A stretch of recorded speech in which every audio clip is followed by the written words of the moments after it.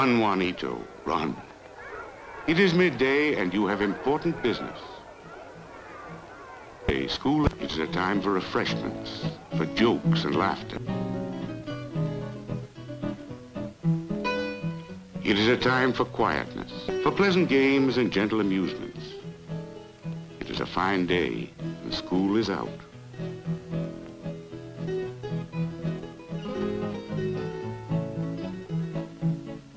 It is a day, Juanito, and you have had your lunch. But your father is hungry.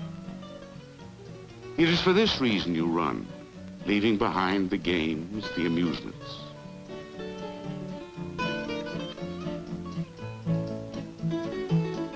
Run now for the food your mother has prepared. He also may eat and rest and refresh himself. This is the story of Juanito and his father Juan Tomas Garcia, and his mother Maria, his sister Petra, his little brother Jesus, and the baby Conchita.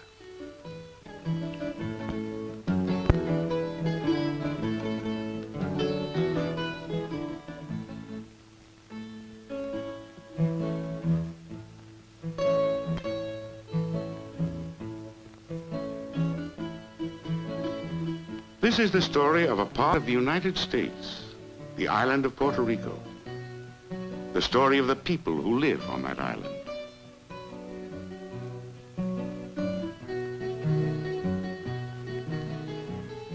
This is a land where many live by farming, where a man's living comes from tobacco or coffee or citrus or sugar.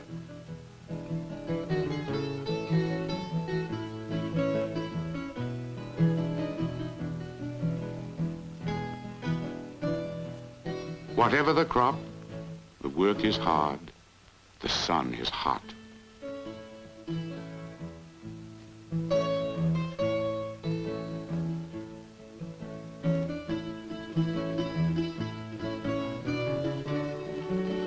The work is hard, the land is poor. It is difficult for a man to earn a living.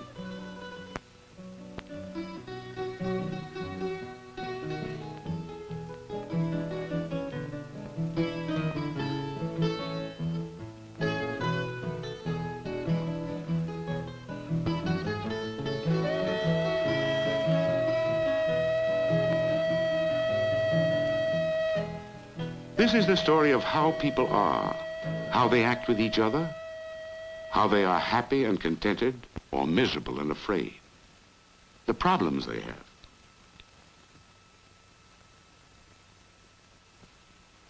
Island, the land itself, the poverty on the land, have much to do with the nature of a man, a woman, a child. But the nature of people, the way they are, grows out of other things too. It grows out of the feelings a man has, the way he feels toward the men he works with, toward his wife, his children. This is a story of some of those feelings that men and women have, how those feelings affect the children, how they help to mold the way a child grows, the way he develops into a man, the kind of man he will be. It is also the story of children and how they feel, and what the feelings of a child may do to the man or woman that the child will grow into. A child learns to be a man by playing, by imitating in his play the things men do, the way grown-ups act. They pretend to be men because it makes them feel good inside. It makes them feel more like the grown-ups they admire most. They show off as if to say, see what a man I am going to be, and this is good. Because it is in this way that a child learns to be a man.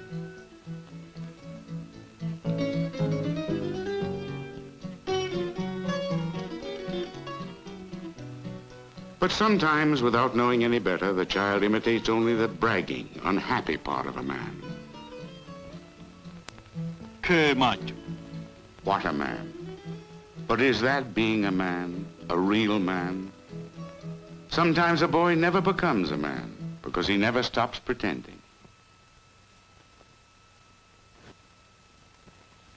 But not every boy must just show off. Juanito can play at being a man by sitting quietly and enjoying the company of his father, Tomas. Every man wants his son to grow up to be a true man, and his daughter to marry a true man. But who knows if this will happen? Too often the boy will become a turkey, a peacock, a fool.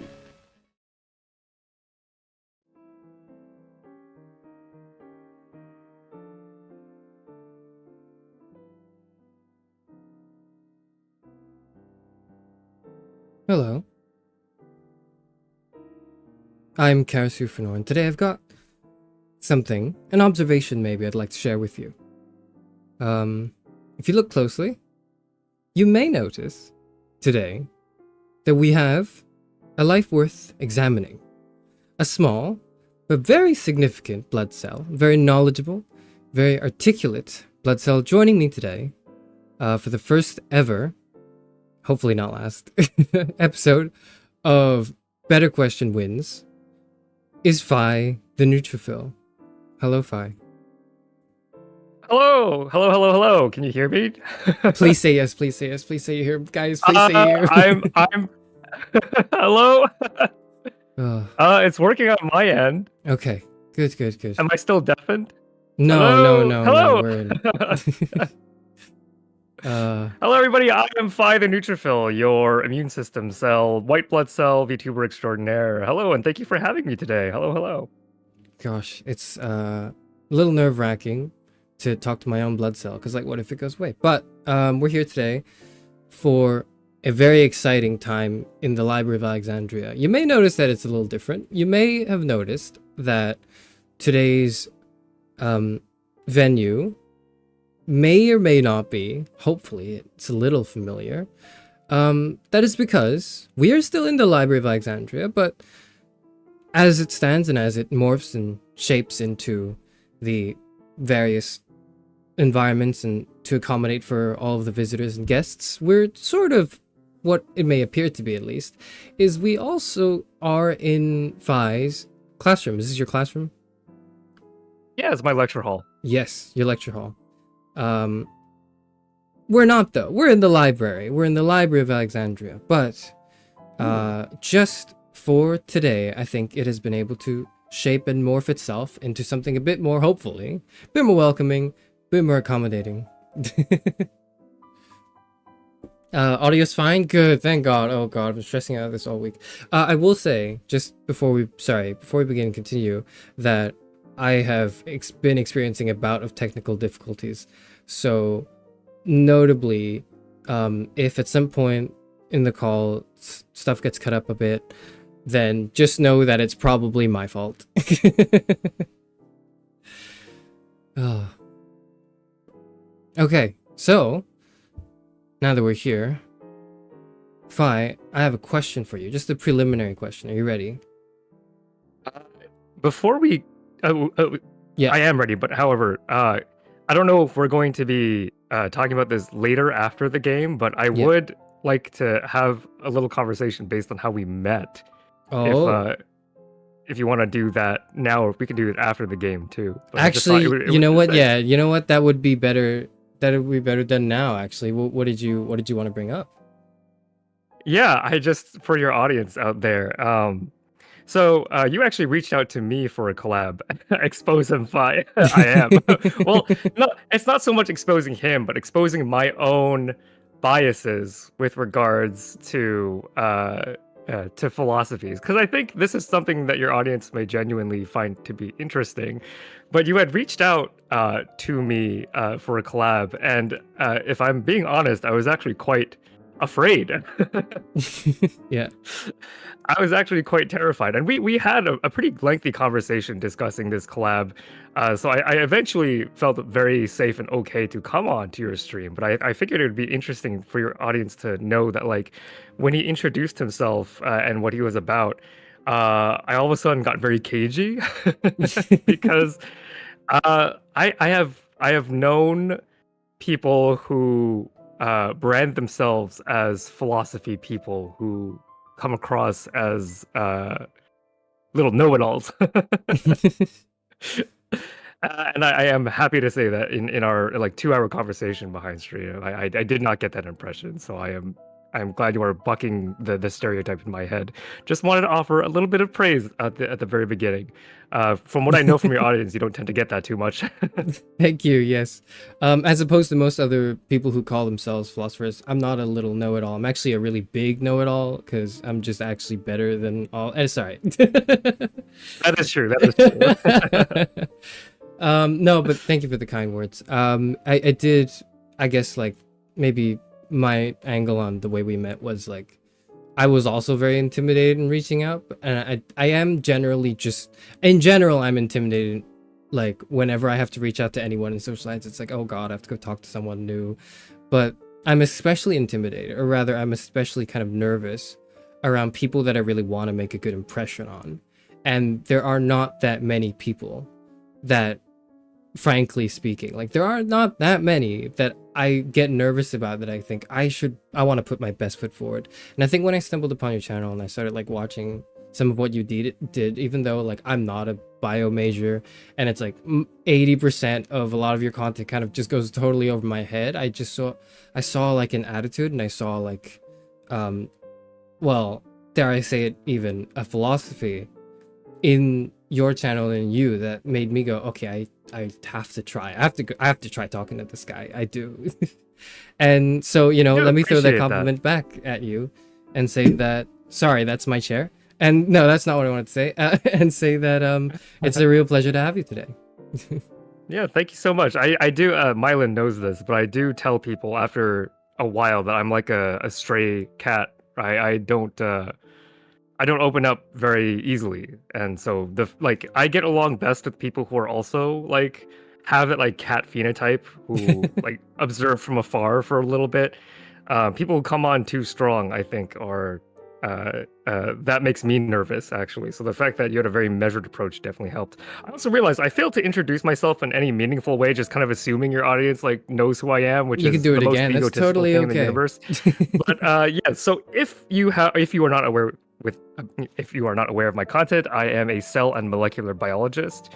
So if you are interested in learning about the battle that the immune system does with various pathogens, I do a lot of that stuff in a lot of great detail. So if you're curious and you want to know more, because I view kind of my content as being deeper, not deeper like philosophically deeper, but like, there's YouTube for diseases and pathogens. I usually go one step further in like giving you graduate level information and a story about how bacteria and viruses and all that good stuff actually attack and interact with the immune system. There's like a back and forth between the two.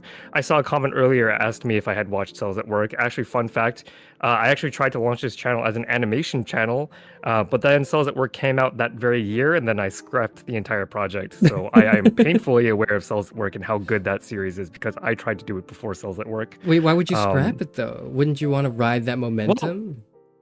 I didn't quite scrap it because the character Phi came from that animation series. It's just that there wasn't VTubing tech back then, so we just turned the character designs from that animation channel and then turned it into a VTuber.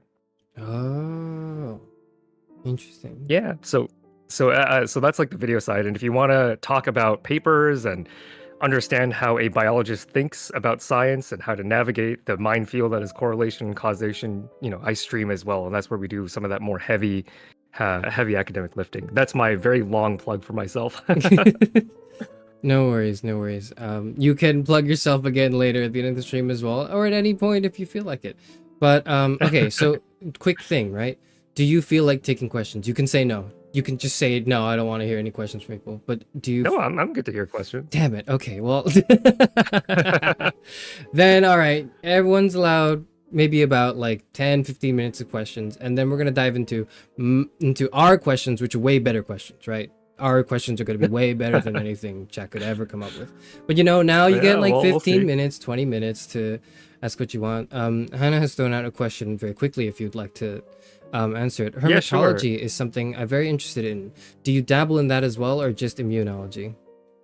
So I'll say that, as my profession, I am a neurobiologist. So I actually don't even have like an immunology or virology background. Those things are something that I have learned to make content because I've always had a deep love of the back and forth of evolution, the evolutionary arms race, and that is what I concern myself most with in my studies. So hematology would be more of a medicine, physiology sort of study, and I don't that doesn't resonate with me as much. Although I'm sure doctors will think that that's great too. Not to like talk bad about the field, just that like the stories that really get me going are like like JoJo, where JoJo's Bizarre Adventures, where like the entire episode is essentially a chess game between Jotaro, who needs to close the distance with the opponent, and the opponent who usually has some zoning strategy. And I really love that back and forth of like, well, I'm doing this, and then you activated my trap card, which is this, and then but oh, I was prepared for your trap card, so I evolved to do this. And that kind of format to me is why I choose immunology, virology, bacteriology, microbiology as the content that I make, because I love that back and forth. Interesting. Okay. How are we up? Sorry, I already answered that. Should the phrase mitochondria is the powerhouse be revised if current research shows mitochondria has more functions? This is from Let Me Die. What do you think? I think that mitochondria is the powerhouse of the cell is worth the PR, even though there's a lot of bad press about it. Like there's like a backlash to phrasing it this way, but I actually think that for an entry level, like if the mitochondria is the powerhouse of the cell meme gets you to stay in biology in some kind of way, I think it's well worth the fact that it is incredibly complex. Like the mitochondria is also an immune organelle. It is a sentry, essentially. It is one of the first indicators of a cell being infected. So that it has way more functions than just providing ATP. But again, like I think that the mitochondria is the powerhouse of the cell gets to stay because you can make memes out of it, and memes are important for when you want students to feel like biology is their culture, right? If you want, because I think for some people you need to have a passionate connection with a certain topic in order to stay with it, whereas other people can just power through no matter what. Like if you're studying to become a doctor, there are some people who do not have to love biology to become doctors. Biology is just a means, a tool, so that they can do physiology later, right? But if you are someone like me who absolutely needs to love what they do, it is worth having that silly meme around just to keep people around and loving what they learn. Essentially, the short answer is you're going to take the fun out of it if you remove that phrase. Okay. I think I'm getting it so far. I hope that's an answer that makes sense to everyone else. I think it made sense to me, but I'm definitely a little bit out of my depth here. Holiday asks, what fun non-PG rated mnemonic do you recommend students use to remember taxonomic classifications of systems? As Myelin is very well aware, I am a very say-so VTuber, and so I would say none. Okay. Very say-so. I think I know that reference. That's like there's an acronym, or is it? Or like a mnemonic for a specific system of things, and it just spells out like a swear word. That's just what it does, right? It spells out intimate relationship between two people. I see. Okay. I have heard those memes. I have heard those memes. Quick question from me is like, the word meme, it has like a biological context, doesn't it? And that's where it began. Okay, so we're gonna get a little hairy with that question. So the word meme was coined by, I believe it was Richard Dawkins in a pop science, but like a book, not like a serious. I don't think it was coined in a serious paper. I could be wrong on that, but it is more of a vague idea that is tied with genetics, I believe, and has since then taken up life on its own. Like in my graduate training for molecular biology, we were never taught the terminology meme. Like it doesn't, I think it's a little outdated as an idea. But yeah, I do believe that the original context of meme is from genetics. Okay. And I'm guessing you much prefer the way we use the word meme now. Is that correct? I just don't think that the way, and I could be remembering it wrong because it's been a long time. Because again, you don't get trained in genetic memes anymore. Like that's not a term that I don't think I've ever heard in the wild. Because I think the way that he was using it was probably in a more abstract sense, whereas now inheritance is more understood than back in the day when he coined it. Mm. Okay, interesting. Are there any more questions? I'm trying to like see if there are any.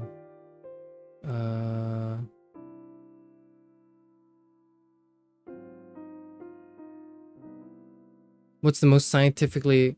Last question. Is it last question? Maybe it's second last question or last question, right? From Holiday. What is the most scientifically accurate Pokemon evolution / metamorphosis? Probably all the like if we're including metamorphosis, then I think it's a question that answers itself, right? Anything that cocoons. Also, I would like to point out, and this is actually a point that I had made in my recent collab with the octopus lady, is that I am not like a touch grass biologist, right? I don't know jack about animals. I mean, I know about a certain subset of animals, but my specialty isn't actually animals, right? My specialty is cells and the molecules that do stuff within cells. So I will say that for me, my naive opinion is that it's probably any of the bugs because they're actually metamorphosizing. But I do think that the Pokemon, I think, is a great entry point into biology because it does borrow ideas from evolution, even though like it's a very like boilerplate criticism. This isn't actually evolution. It's not. It is metamorphosis, in fact. But I do think that it is. Well, okay. So here's the thing: they have been playing with evolution in the regional forms, right? Like Alolan, Yes. Pikachu, right? Hisuian, whatever, right? Garchomp or whatever. And I think that is pretty interesting. Like those should be called evolved forms instead of what the metamorphosis actually is. And I do think that that is, not only is a great gimmick to sell more Pokemon games, but I do think it is interesting to imagine like if this Pokemon were to grow up in a different environment, what kind of adaptive traits would it have? And I think that's just very neat. So I would say the most accurate evolution is probably all the regional forms because that's very much OG Darwin stuff. Okay. The regional variant thing clicked in my head, like it made a lot of sense to me, that because I never really thought that, oh yeah, that's actually evolution, but they don't call it that obviously because then it would be confusing with their own terminology. But that is what that is, because it's like, oh, this species has been in this region in this period of time, and it had to adapt over time, and had like over time new generations of that species had gained traits. Am I like describing it at all reasonably? It sort of gains traits through the genetic pass down. I'm not even gonna pretend like I'm a biologist, but then eventually it looks different, and then it's because it had to adapt to its environment, right? Yeah.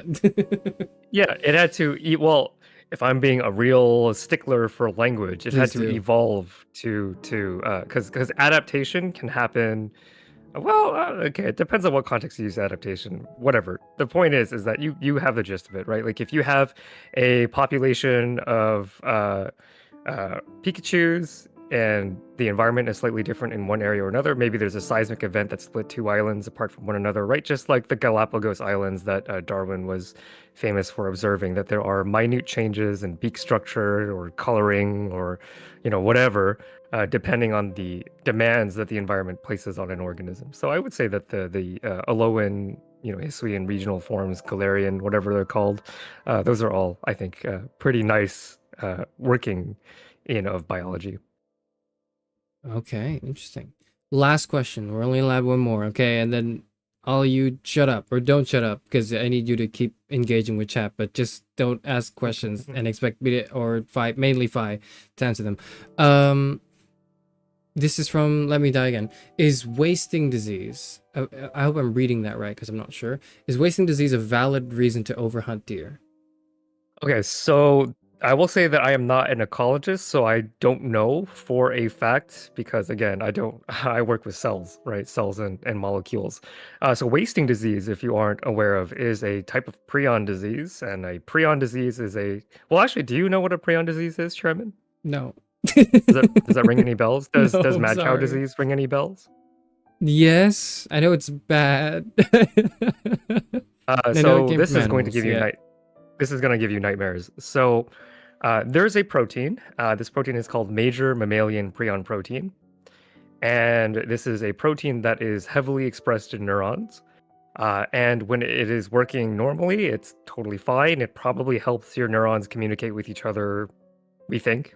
The function is not totally well understood.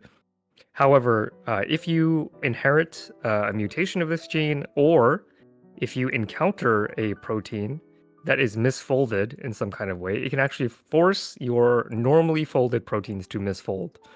You can kind of think of this as like an exponential reaction, where like a protein can force another protein to become the wrong shape.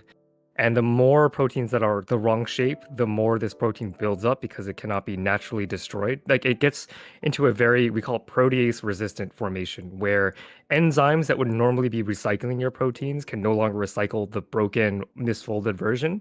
And so what happens is that this broken protein builds and builds and builds and eventually kills neurons. There is no known cure, although there is one in clinical trials for an inherited version of this disease. And so, what mad cow disease is, there was an epidemic back in the early 2000s, a couple of outbreaks, where cows had this misfolded prion protein, which is why back, decades ago, they had to incinerate a bunch of cows, because if a human were to come into contact with this misfolded protein, that misfolded protein could cause your healthy prion proteins to then misfold, to then build up in your neurons, to then cause your neurons to die, which would give you all sorts of, it's a death sentence, essentially. Very, very lethal, no cure, builds up over, many, many, many years. This type of nightmares, honestly. Deer have their own version of this. It's called wasting disease or chronic wasting disease. To date, I don't believe there are known instances where a human can encounter, like for some reason the cow version can make the human version go crazy. There has been one case where the consumption of diseased deer was correlated to the development of human prion disease, but it's not confirmed. There's still, it's correlated, but not necessarily causative. So the question is it worth overhunting deer to prevent this misfolded protein building up in the environment? And I would say probably not, because again, not an ecologist, but of the millions of years that deer have been around, this is an exponential reaction, hypothetically. And over the millions of years of deer existence, it still hasn't gotten to be an apocalyptic problem. It's possible that we're building up to it, but I just don't think with 2 million years and no significant movement that it is something to be that worried about. That being said, I don't think you should eat deer that are diseased. That's So has That's it. there ever been like a human version of that disease yet? You can inherit this. It's called Creutzfeldt-Jakob disease, and if you are born with a certain mutation in the mammalian prion protein, you can inherit this gene. Um, and it's bad stuff. It is very rare. Like everybody loves prion diseases because it is like the textbook definition of a horror disease, right? It Right. is 100% lethal. It is very rare, though. Most of you will not get this disease, right? I think it's like oh gosh, I think it's less than 0.1% of the population has it. But it is possible. And for those cases, it is, of course, very sad. Um, yeah. So I like to end with that positive note just because I don't want to lean into fright when it comes to my content, right? Like prion diseases, I made a video because I knew people would be interested, but I end that video by talking about the fact that there is a clinical trial that is active that is set to end relatively soon, I think. That'll actually or try to treat the buildup of this protein. So there's always hope because there are always scientists working on important problems. I see a couple of my chatters saying, Fi's talking about prion diseases again. Does that is I, that always a question that comes up? It's more that I don't shoehorn it because I don't think I artificially shoehorn it in, but like protein aggregation diseases have been a long fascination of mine ever since I was a little kid. I'll tell this quick story. When I was a kid, my parents signed me up for a math camp that also happened to be a Korean church. So I'm not Korean, so they would recite their prayers, and so I got like a secondhand version through like summer camp counselors as to what like Christianity is and like what God is. And so from my understanding as a very young child, oh, God is just Santa Claus, and you pray to him every day for the stuff that you want. And as a kid who got access to the internet way too young, I started reading about all these horrible diseases, and I would pray to God every night to not get like SARS, to not get like a prion, to not get mad cow disease, to not get cancer. I like treated God as like a Santa Claus that you request every day, because I thought the more you ask, the more likely it is that you would succeed. Yeah, Is that how you I've learned all long the been interested. diseases? I had a fascination for diseases from when I was very, very young. It's the rest of human biology that I didn't really care about. Like Mm. I loved learning about viruses and fungi and bacteria and the immune system. Cells at Work feels like an anime that was made specifically for me, right? But like the thing is, the pathway to become a doctor, you have to learn like all 300 bones in the body, and I just didn't want to do that, right? Mm-hmm. Like you have to know how the body works. Not only do you have to know how all these diseases work, you also have to know every bone in the body, all the major nerves, all the different parts of the brain, the different substructures in the brain. You know, you have to learn how limbs develop. You have to learn so much to be a doctor, and you end up using very little of it. And I just wanted to learn what I wanted to learn, which is why I went to grad school instead. I see. I see. Interesting. I hope that answers your question. Let me die. I hope that did we kind of sorry, I was a bit lost in like the horror of the diseases. What was the conclusion for is it whether or not it's justified to hunt deer because of that disease?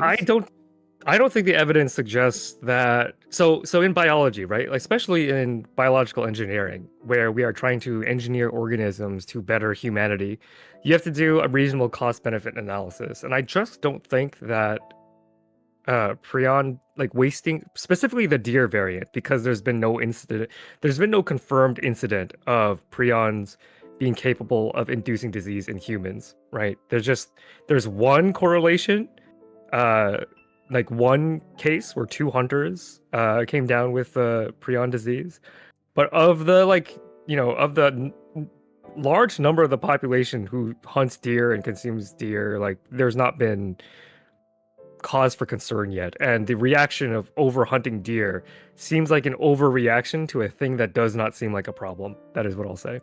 I see. Okay. Okay. Okay. Thanks guys for the questions. Is there anything Yeah, you would like to thank you for say the just in questions. addition to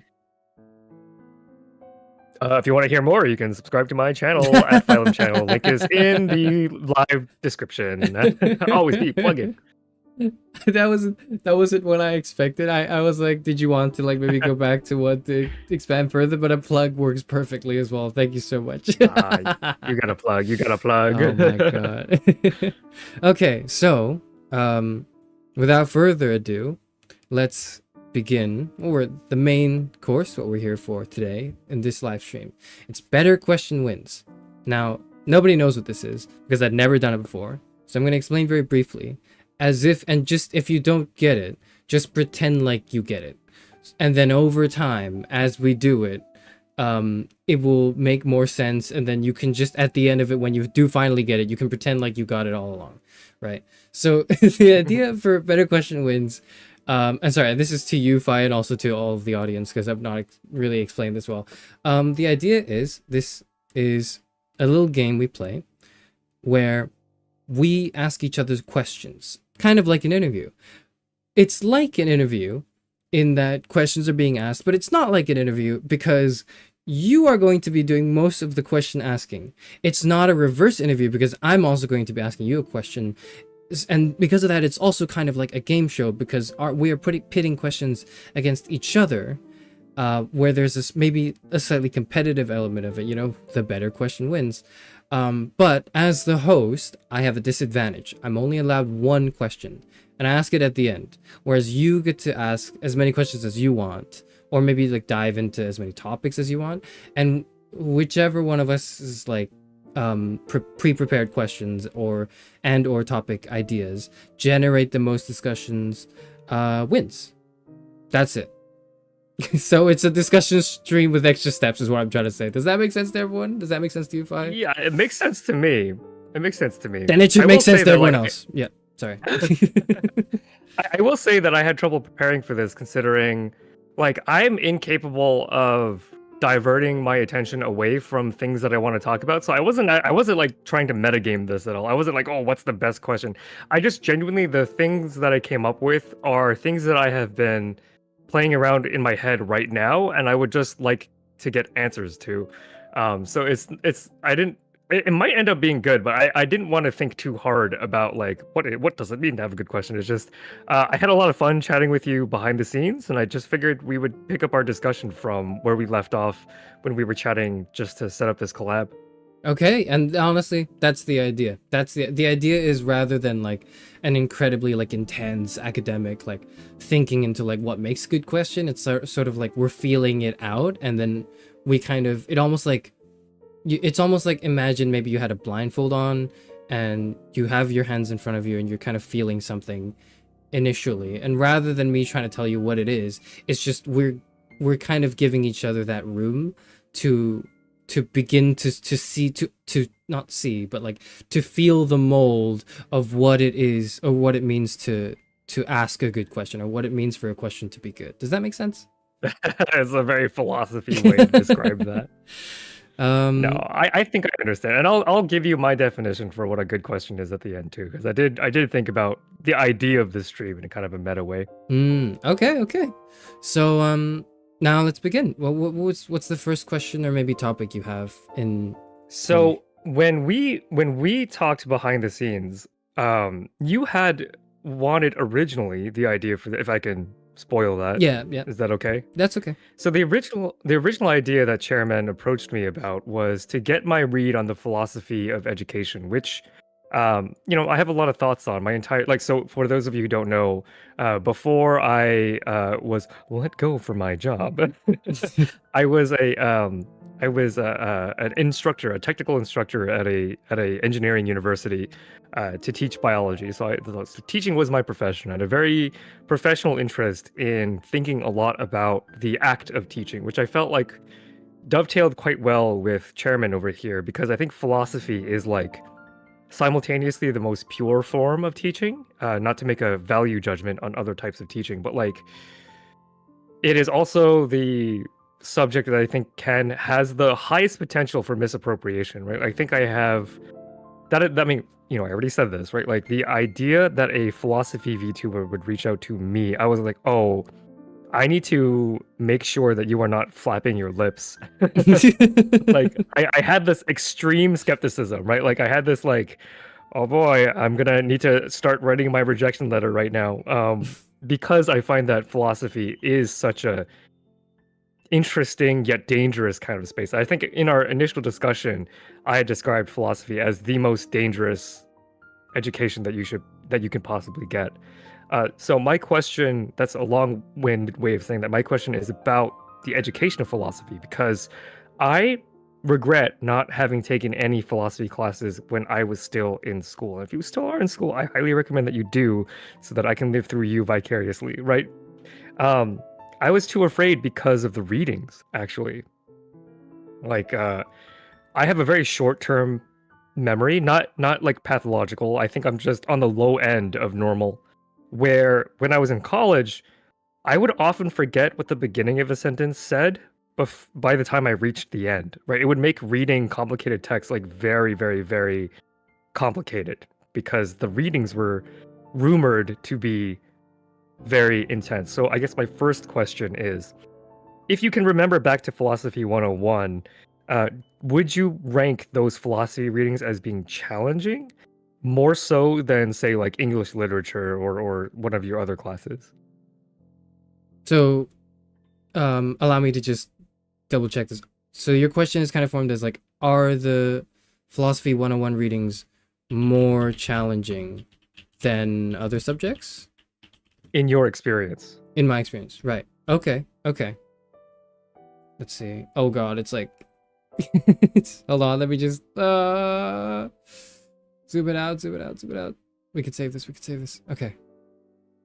And then I just do this so that the text is there, because this is kind of like, we're gonna be focusing on this, right? Okay. There it is. I actually only have chat up, so I have no idea what's happening on screen. But Oh, I'm okay, sure it's okay. fine. Yeah, no, it's probably fine. It's just, yeah, yeah, okay, yeah, okay. I'm just putting up like the question on the board or like on the projector. Is it a board or projector? Sorry, It's a projector. it's a projector. I'm just putting it up on the projector so we can kind of like refer to it as we go along, right? Or I guess I can refer to it. Are the Philosophy 101 readings more challenging than other subjects? So, first thing I'll say is I completely relate to you in like both the how daunting philosophy readings were initially and also the short-term memory thing, because I cannot remember people's names. I cannot remember I cannot recall information very efficiently. I rely very heavily in having like my external tools with me, like a notebook or like, you know, my phone or my laptop or whatever, to like just store stuff. And like if it weren't for the fact that when I did my exams back many years ago, because I'm at the ripe age of 60 years old, right? So this is ancient history, but back when I was doing my younger self, I was doing exams. I had I was allowed, because not me specifically, it was just like, you know, the education I was going through allowed like a formula sheet or like a formula book for a lot of the questions I did when I was doing physics in like high school, and when I was doing the sciences, when I was doing maths. And if I did not have that booklet of like equations with me, I would not be here today. Like I would not have like an education at all. I genuinely can't remember anything. And if I do, it will slip off my mind in like a week. So I completely get the whole like how daunting it is to try to recall and like collect all of this really complex information and to synthesize it in a way that's meaningful. I think for me, the most challenging bit for when I wanted to read philosophy actually wasn't in the 101s, because I actually think the 101s did a pretty good job in making it easy for me.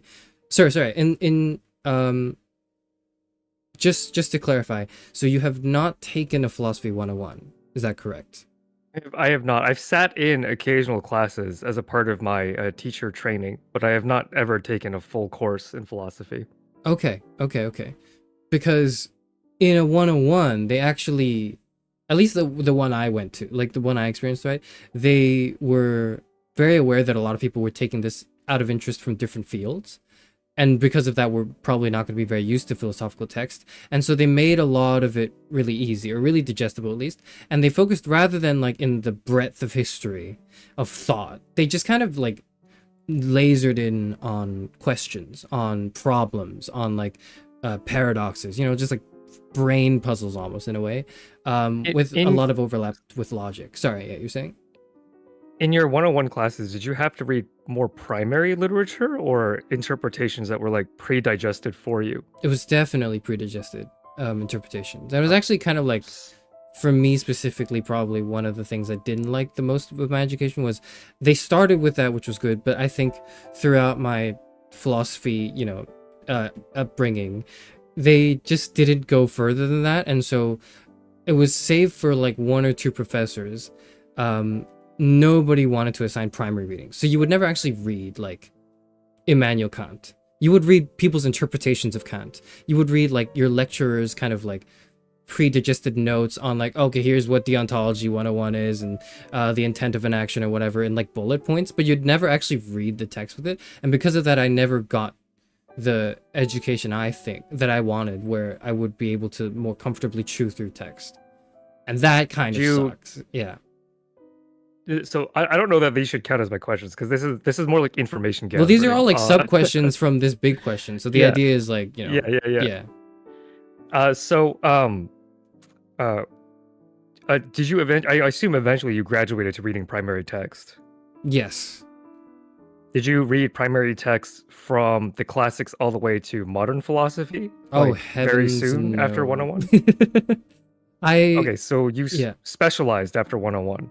I kind of, yeah, it wasn't even just 101. It was actually like after my whole degree, when I went on to do a bit more stuff in postgrad, that I actually read like a primary text. Like I literally did my entire degree having probably read like 2 primary texts.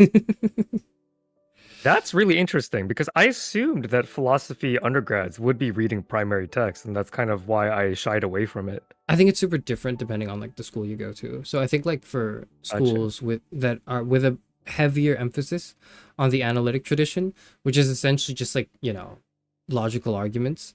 There's less emphasis on the reading because you don't have to know the history of it. You just need to know, okay, here's like a statement in front of you. Point out its like logical flaws that, or like an argument in front of you. Point out what makes it not make sense, or like create objections. And that's like kind of the whole. You just keep doing that. Yeah, at least for me. I For personally don't like it, but that was the way I was like almost trained. Yeah. No, I mean that is genuinely interesting because that kind of mirrors like a biology undergraduate degree where you read a couple of primary literature, but then you get most of it in graduate school. Although now they're pushing primary literature reading much earlier, which I think is a good thing actually. Um, but I think that like so when you were post undergraduate and reading primary text, did you find that that was more informative or had value outside of the pre-digested, chewed up version for you in undergraduate? Oh yeah, it definitely did. I think I'm not sure what the time exactly was, where like what the best time was for me to do that, because by the time I started doing it myself, I felt like, oh, I maybe I could have done it earlier just with some more help, because when I was doing it I was kind of just on my own for a bit. Like my educators kind of just ignored that bit, right? I definitely know that 15 or something was too early. I don't know. Like, but when I was in high school, and I had like a bit of interest in philosophy. I was like, ooh, Immanuel Kant's a big philosopher. I'm gonna go into my my high school like library and look for Critique of Pure Reason, and I'm just gonna start reading from page one, thinking it's like, Heroes of Olympus or whatever. And then like I flipped it open. I read the first sentence like four Oh my god, times. nerd, dude! And I still didn't get it. Like I read the first sentence and I was like, I understand the words individually, but they put them in a sentence and I just didn't get it. And then that turned me off from primary literature for quite a That's bit. actually so funny because I have the same story and about the right age too. You're In yeah. high school, I picked up The Origin of Species by Charles Darwin, right? Like Yeah. because Charles Darwin wrote The Origin of Species for the public. It's not a formal paper. It's a book, like a pop science book. Hmm. And I had the same experience of like, I'm 17. I'm going to read this text from the 1800s. The words originally, God, were such stuck-ups, dude. That's such an actual like nerdy kid move. To think that you can tackle primary the confidence like is just off the charts. But I also had the experience of like after he mused about his journey on the Galapagos Island and started talking about domestication of species, I was just like, I have no idea what's happening anymore. I was so lost. Um, But did it's that such a like turn teenage you thing to do. away Yeah, it from it, or is. did you how did you like tackle it? Yeah, so like I knew that I wanted to read Origin of Species in the original text at some point in my life just because I felt like it was important to do as an exercise. Like it felt like I wouldn't be a real quote unquote real biologist without having read like how Darwin changed modern biology. Um, he's often credited of being the father of evolution, and the father of molecular biology is often cited as Mendel for having done molecular genetics or having figured out molecular genetics. Um, and I just felt like it would be good for me. But that's kind of like my next question is to what degree is reading even useful in a educational setting? I think I've been Ooh, playing with this idea in my head for a bit, okay. because for me, I could feel that I think that reading is very very um, important, right? But I actually don't have proof for that. And what you're saying about the undergraduate one-on-one experience, where you have these pre-digested, chewed-up lectures for you that tackle the incomprehensible language of the classics, translate just distill the ideas for you to play with. In principle, I don't actually think that that's wrong, right? But I'm wondering if you have a different thought, having had the pre-digested material as well as having to read the primary literature.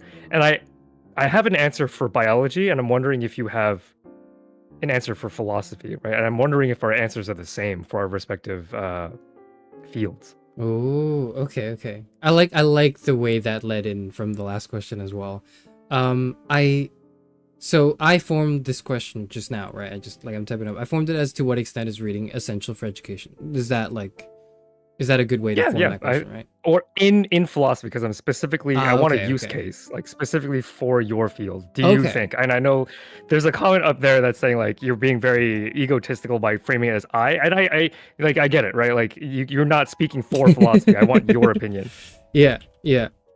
I could speak for everyone though. I'm really good at speaking for every I for everyone. totally believe it. You're the only philosopher I know, and therefore you're the best one I know. Oh, absolutely. Top 3 at least. But so to what extent is reading as essential for education? So I have like my take on it is kind of like maybe I have to first establish, and it's funny because we talked about this literally like just now before we started stream.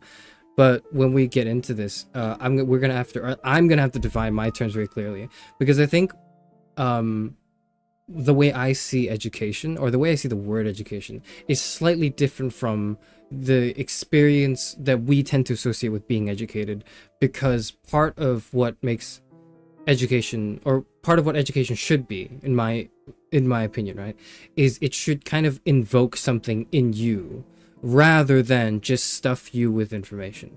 And a lot of what we see as education now is it's memory recall, it's rote memorization, it's question answer, it's very like do the thing you're told to, I guess.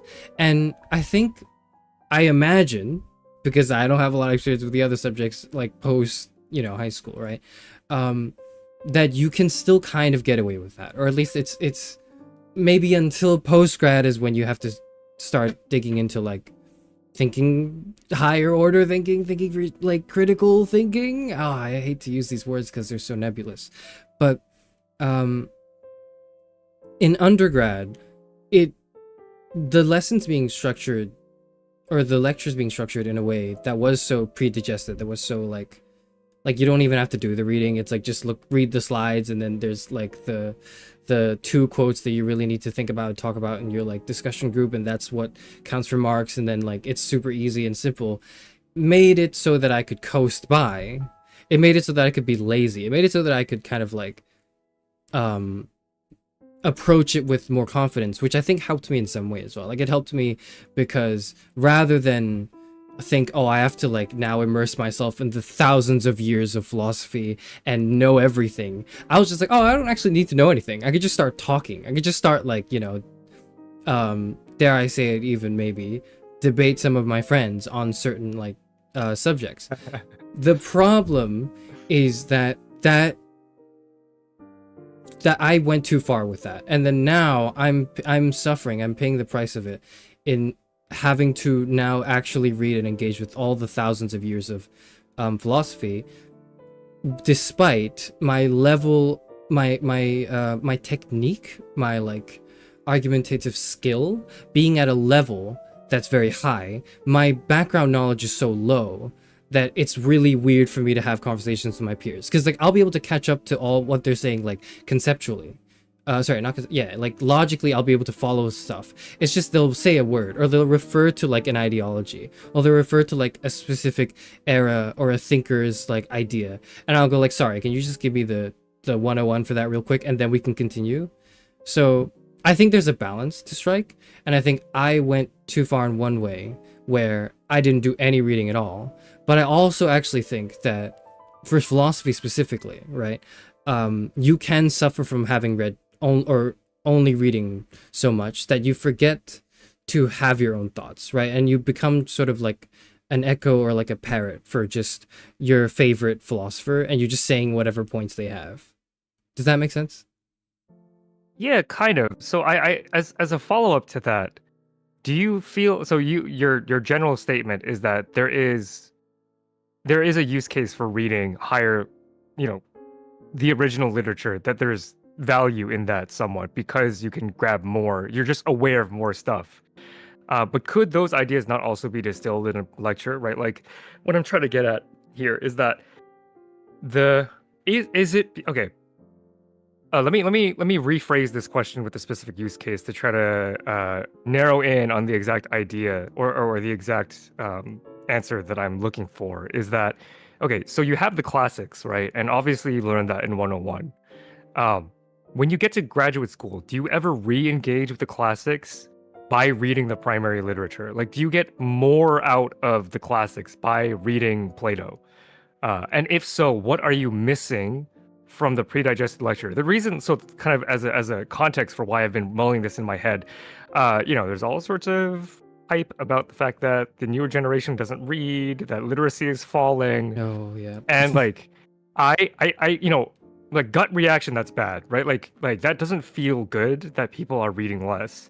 But I'm trying also like to be critical about dooming about the fact that people don't read as much, by trying to assess to what extent will society or to what extent will education be damaged by having readers who are not as good at reading.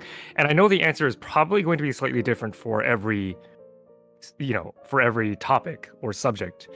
So maybe that is a little closer to what I'm trying to get at. Like, do you get more out of Plato by reading Plato, or is the pre-digested stuff just as good? The Spark Notes, is the Spark Notes, or whatever kids use these days, is that just as good as that? Or are the classics so simple, like theoretically simple, that there's no difference? And do you need to read the literature because there are some ideas that are more complicated than a lecturer can give credit for? I think there's like maybe like I can respond to this with a short anecdote about my sort of journey into, or my interaction with my first professor during undergrad, who was so incredibly insistent on primary literature as opposed to like pretty much all the other ones. And that's sort of like what had drawn me to him in the first place, was because he was doing things so differently. But he taught Plato. I learned Plato from this man, and he was brilliant. But his insistence on just going like, okay, well, here's the apology, fucking read it. Just, and then like, once you've read it, form intelligible thoughts, and then I'm gonna do a lecture. That's like what he's gonna do a lecture, and then you are expected to like get it, or maybe you're not expected to get it. In his words, you'll get it in like 10, 15, 20 years maybe, but like for now you just have to pretend like you get it, right? But when I think that threw me way into the deep end of like, oh shit, I gotta start reading now. And it didn't help me at all, because then I would look at apology and I wouldn't really like the words, the relatively archaic words and like original words and English translations were so difficult to parse through, and it was so dense that I felt like I got nothing. But then I went to like the lecture and I listened to him talk about the text. I listened to my professor yap about Plato's Apology and how the themes of it and the ideas connected to like how they connected to other Platonic ideas. And then once that was settled, maybe like 2, 3, 4 weeks later, a month later, 2, I went back to read Apology and I was like, oh, okay, this is now beginning to make sense. And rather than, okay, now it's made sense perfectly, the click was more like, I can begin to make sense of it now. And for the next, I want to say maybe 2, 3, 4, 5 years, I've just been thinking about and reading Apology. That's just one example, right? Apology over and over again. And every time I read it, I get a little bit more. And so I think like the idea of like, the kids are doomed because they're using ChatGPT to like just barf out like a summary of the text, the readings they're supposed to be doing instead of actually just reading them. I think the doomerism that comes with that is kind of valid in the way, not that, oh, people can't read, but more so people are not taught to learn how to read something, if that makes sense. The educational work of creating that independent reader is not being done enough. That to me is more the issue than they can't do it now. Does that make sense? So so if I were to condense, like, so what is so you get a little bit more out of Plato every time you read it, and I can see that. But do you feel like you getting more out of the Apology is that you understanding the text more, or is it you having more complex thoughts? Because again, the Apology has a Spark Notes on it somewhere. Are you able Yeah. to get more out of the Spark Notes? Like, I'm looking for like tangibles here. No, I would say no. I'm not getting more out of the Spark Notes summary of it. I'm getting more from the text, and it's not just the content of the text, maybe, but like, or strictly speaking, and this is, I think, definitely more of a philosophy thing, I think, but it's not just what was written, but it's also like the way it was written, and like why, like thinking a lot about, okay, but why did Plato portray it like this? Why did he want to tell this narrative sequence in this way? Why did Socrates make these examples and not other examples that were, prevalent to the Athenian society that he was addressing? And those kind of questions come out only when you're reading like the lengthy, almost like huge, daunting text. It's not that huge. It's like 20 pages or something. Like text itself. Because if you read the Spark Notes or like a summary of it, or like just like a pre-digested version, all the thinking would have been done. Or maybe not all the thinking, but you know what I mean? Like the thinking, there's already the thinking that's been done, that when you read that, you're not really thinking about Plato. You're thinking about this person thinking about Plato.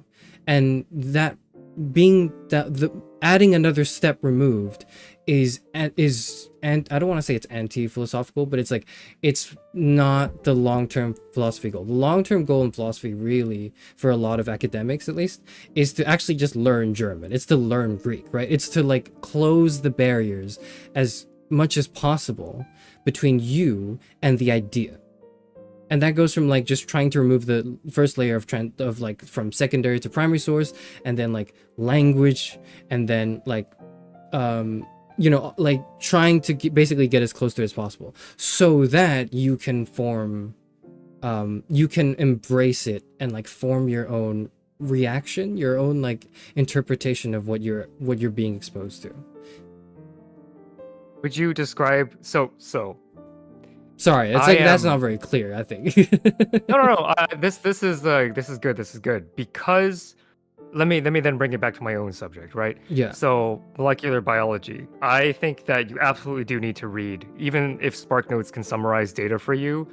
AI can't read data. They don't have that capability yet, at the very least.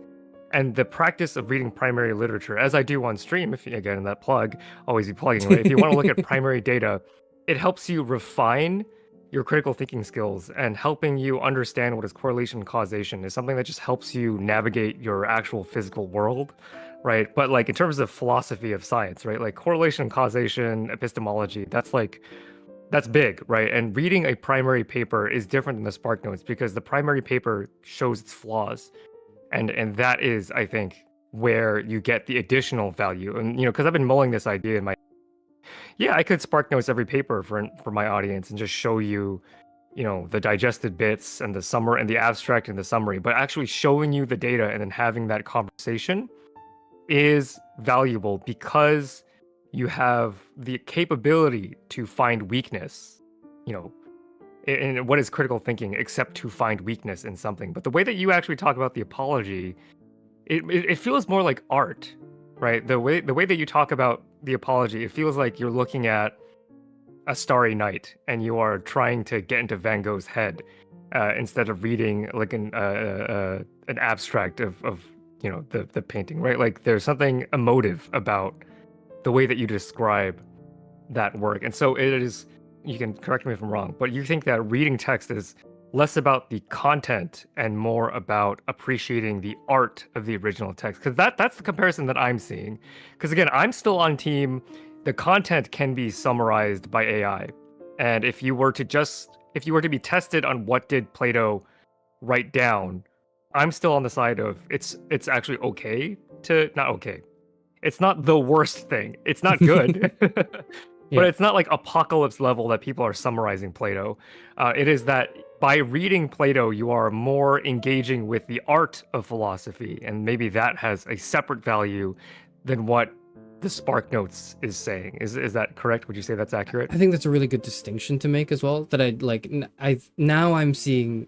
It's interesting because now I'm seeing myself in a clearer light when you've made that distinction, because a lot of what I just said centers around a pursuit of doing philosophy. And I think if you don't want to do philosophy, you just want to like be, maybe like in the words that are the way it's more commonly used. If you want to just be educated on philosophy, like if you just want to know what the ideas are and you want to gain a skill set and you want to have a very basic knowledge base, or not basic, but you want like the knowledge base of the ideas that go on, I actually think, yeah, like a Spark Notes of it isn't the worst thing ever, actually. Like, it's definitely much more efficient because you can do that and then chew through like so much more work than having to actually drag your feet through, you know, like the entire Critique of Pure Reason, you know, or like the entire genealogy of good and evil or whatever.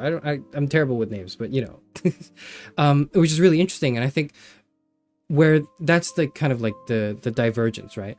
But the sort of the coming together of our perspectives is in that ultimately I think both of us feel very strongly. Oh god, it's gonna lead into my question. Maybe I could just go to my question as well if you like, if it makes sense that way. But I think we diverge.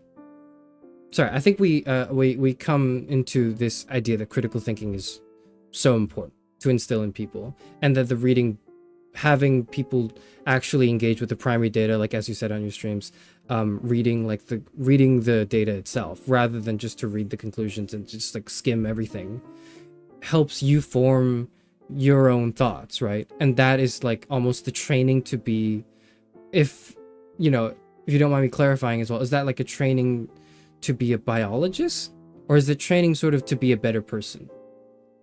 I think, okay, this is incredibly egotistical, right? Like I truly believe though that like in order because I think science has made me a better communicator. I think I can better communicate my feelings, my thoughts and emotions. Like I can exist as a human and be better to other people in my life because of my background in science, which is it's so like stuck up to say that. Is it? And I'm I think completely it makes aware. perfect sense. Wait, why is it stuck Okay, up actually? because I feel like this is like STEM dominance or whatever, right? Mhm. But it's actually not, because there are plenty of people in STEM who can't do this. But I think the process that happens in my head when it comes to analyzing a paper is the same process I use to analyze myself. Like, and that doesn't work for everybody, right? Some people are more intuitive, but I need like stepwise. I need a system. I need to hypothesize and because this is almost getting to like therapy, but like I had therapy, right? Like anybody who's gone to graduate school probably needed therapy at some point, right? Mhm. But like, I think that like the rigor of like returning to certain ideas and testing out theories can be enriching in like a broad life kind of way. Whereas on stream, I am saying like, okay, we have this data. How do you interpret this data? What are some possible flaws, et cetera, et cetera. I think like for me, I do that like to myself when it comes to like, why do I feel bad today? Like, what's making me feel bad? Like that like reflection, I think, is worth to practice. And we kind of talked about this off stream, but like the use of AI, I feel like outsources some of that internal hypothesizing, that internal reflection. I almost wonder if we might see a decrease in emotional intelligence on the onset of dependence on ChatGPT, right? The idea of putting into your own words Mhm. and playing with the idea in your head, I feel like is valuable just because it helps you figure yourself out, right? Like I'm guessing and you can correct me if I'm wrong, but the philosophy that you take that is enriching, not just like, I want to know what Plato said, but like, I have partaken in the pursuit of philosophy I is love not that you've become necessarily more that you. verbose with it as well. Sorry, continue. Oh, I'm super verbose on stream. Like I talk, I am very well aware that I use too many words, but I think words are playful and fun, so that's why I do it. But I think that like the process of engaging in philosophy, not just learning it, right? Not just the book reading part, but like the actual I am living in philosophy is this idea that this is food for your brain to consume and to hold a mirror upon itself. Because it's not about what Plato said. It's what you feel after you read Plato. Is that right? I think a part of it is, yeah, yeah. I would say maybe like, and this betrays my like perspective on this as well, which is in itself, I think, philosophical, not in content, but or not in the contents of like the tradition, but more so like just introspective. But like I think the important takeaway isn't to know the key ideas the key Platonic ideas, or like, to understand how the Platonic form works. Like, it's not to understand his idea of like a perfect society. It's to be able to throw yourself into one of history's greatest thinkers, or one of history's earliest great thinkers, maybe is the better way to put it, and walk away from this now asking yourself, okay, how has that improved my, like, how has that improved me as a person? If that makes sense. Would you describe? I have two questions, and I want to get to both of them before I take a little final break. Yeah. One, would you say that okay, I'm going to use your definition of education here. Would you say that philosophy education is primarily personal? Is it primarily personal? I have to say yes, because what I argue for in education has a lot of overlap with ideas in existentialism. It's been called existential education, you can call that too, but it's more just like, it is very much, it has to be personal, it has to be subjective, because that's the core of things, like that's where things like critical thinking comes from. It's like we keep talking about critical thinking, it's so important, people need to think for themselves, but it's like we don't really talk about what makes it so hard, or why it's so hard to instill that in people. And one of the big things is because it's a super subjective and personal experience, and you can't just peer into someone's mind like physically and go, oh yep, there's some thinking going on, okay, and then pack it back up and go like, all right, I'll give you a B for your thinking. Like that can't happen, right? We have to test it and feel it almost externally, and that is not efficient. Like that is very inefficient as like an educational paradigm, or as like a pedagogy, right? And because of that, critical thinking is at odds with the way we teach. That's kind of like the conclusions I go to. That's a very roundabout way of answering the more simple question of, yeah, it's totally personal. It has to be, rather. And then my second question before I take a final break is, Yes.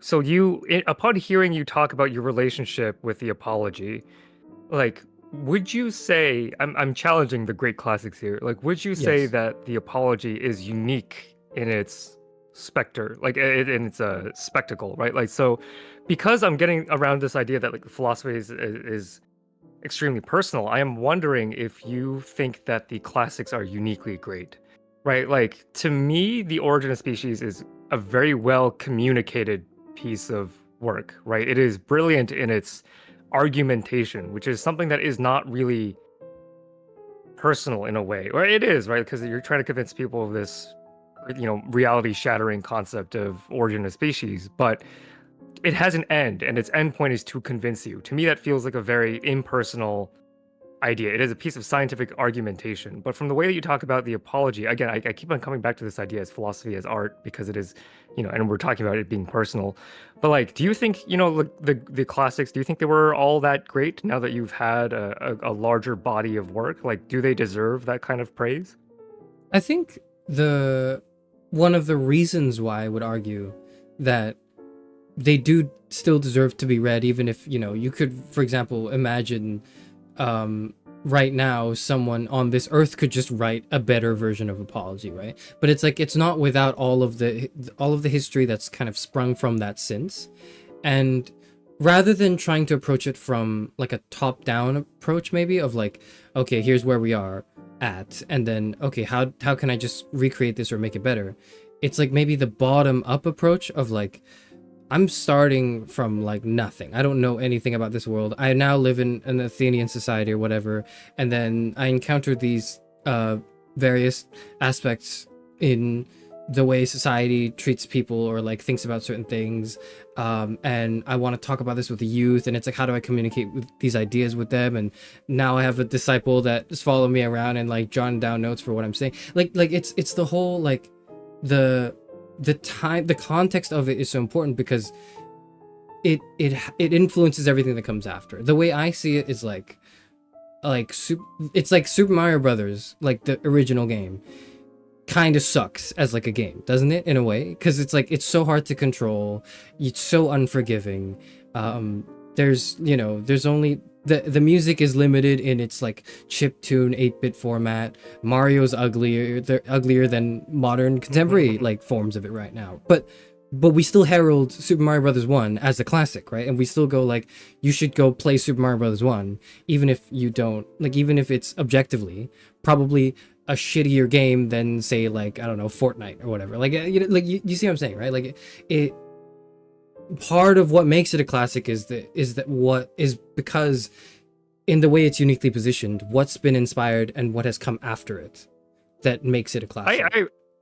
I really like that comparison. The idea that the classics are like Super Mario, because that makes it very salient for me. The way that you worded that, because if I were to put it into my own language, my own words, it sounds like it could still be fun to play Super Mario. Like there's a reason why, like it might objectively be not as flashy as some of the stuff that has come after, but it is worth playing because it is within its historical context.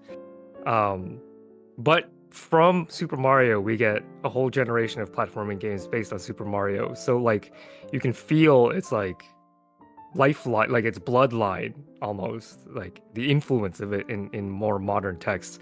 And so like Super Mario, there is a an active speedrunning community for that game. So would you say that, and I swear I really need to go to the bathroom, but I really want this answer first. Okay. But like, because like the analogy is there's a current active speedrunning community for the old classic games, and I kind of view them as like modern philosophers, right? They are trying to push and grab more out of a game that has been thoroughly explored. And you, in your relationship with the apology, how much more do you find that there are diminishing returns in starting the classics, like in terms of contributing to the modern body of philosophy, or do you think that these are so masterful that there will be plenty to dig through, even in the next couple decades? I think the short answer is my friends, like my like philosophy peers, right, have we've kind of come into agreement that this is a really good way to put it, that there's a lot of philosophy that even if it's wrong is usefully wrong. And so it's still important to learn it, because now you can see, oh, here's the misstep, or here's where things get a little spicier, things get a bit like, it veers into like hatred, and then but then you catch it at a certain point and you go, that's really useful. Let's see what ideas can come from this bit or from this methodology or from whatever, and then you can from that text, from that content and from the context, now further appreciate and analyze like stuff that's come after, being influenced by it, and then understand those ideas better, and then like it's like a toppling effect of stuff that eventually lets you arrive at a very much more informed like understanding of what goes on around you. You should go before we get into the speedrunning bit, but I will say every time Summoning Salt explains the bus stop analogy, I like I'm transported to like a place of peace. Like I fucking love watching speedruns of Super Mario Brothers. But maybe I will be right back to finish this, because let's talk about that after the very break. Interesting. Okay, off you go. Oh.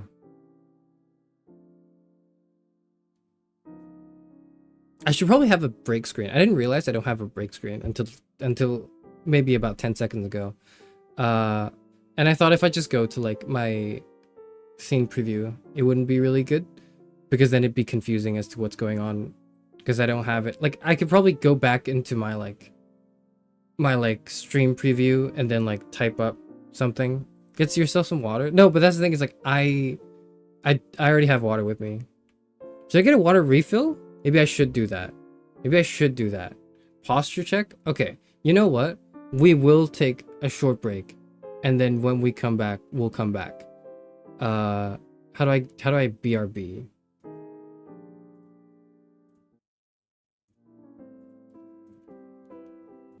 Okay, yeah, I think I'm... Let me just,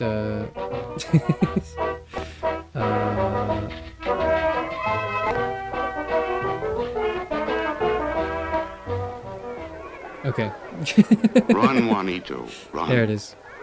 It is midday and you have important business. A school is a time for refreshments, for jokes and laughter.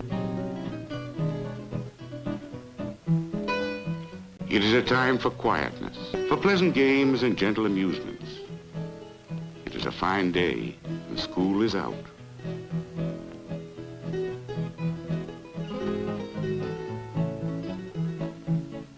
It is a day, Juanito, and you have had your lunch. But your father is hungry. It is for this reason you run, leaving behind the games, the amusements.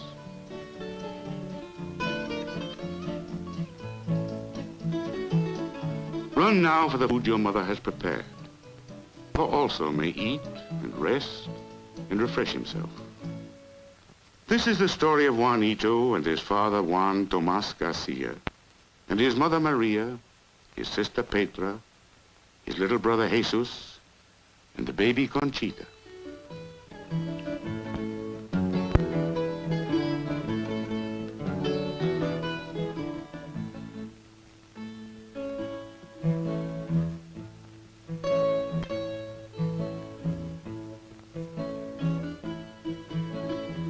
This is the story of a part of the...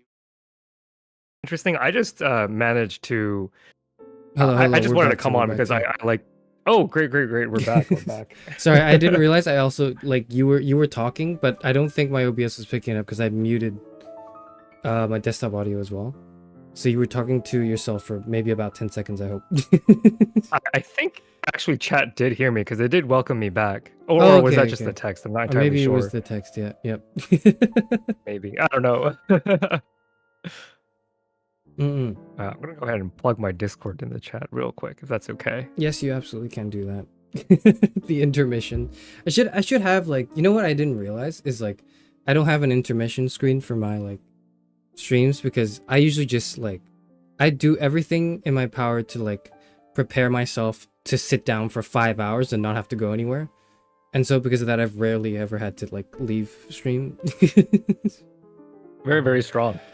It's like it's the skill I'm specifically training for. Okay, I do have a follow-up question, and I want to get it out before it leaves my brain. Yes. So say you are a graduate student and you are studying the apology. How does one do that? If you wanted to write a thesis on the apology, do you just read the text until you have a new idea, or do you typically pick up from some other person's work? How does that work in philosophy? I think it definitely has to be like wait, so sorry, can you repeat the question again? Like do you mean like teaching it at what level Like if you're teaching it? say you're a graduate student and you are not teaching, but you're a graduate student and you are researching Oh, okay. the apology. Yeah. If you are researching the apology and you want to contribute to philosophy research, do you typically pick it up? Like, do you pick up from someone else's work, or do you just read the damn thing until you come up with a new ideal? Like, what does that look like?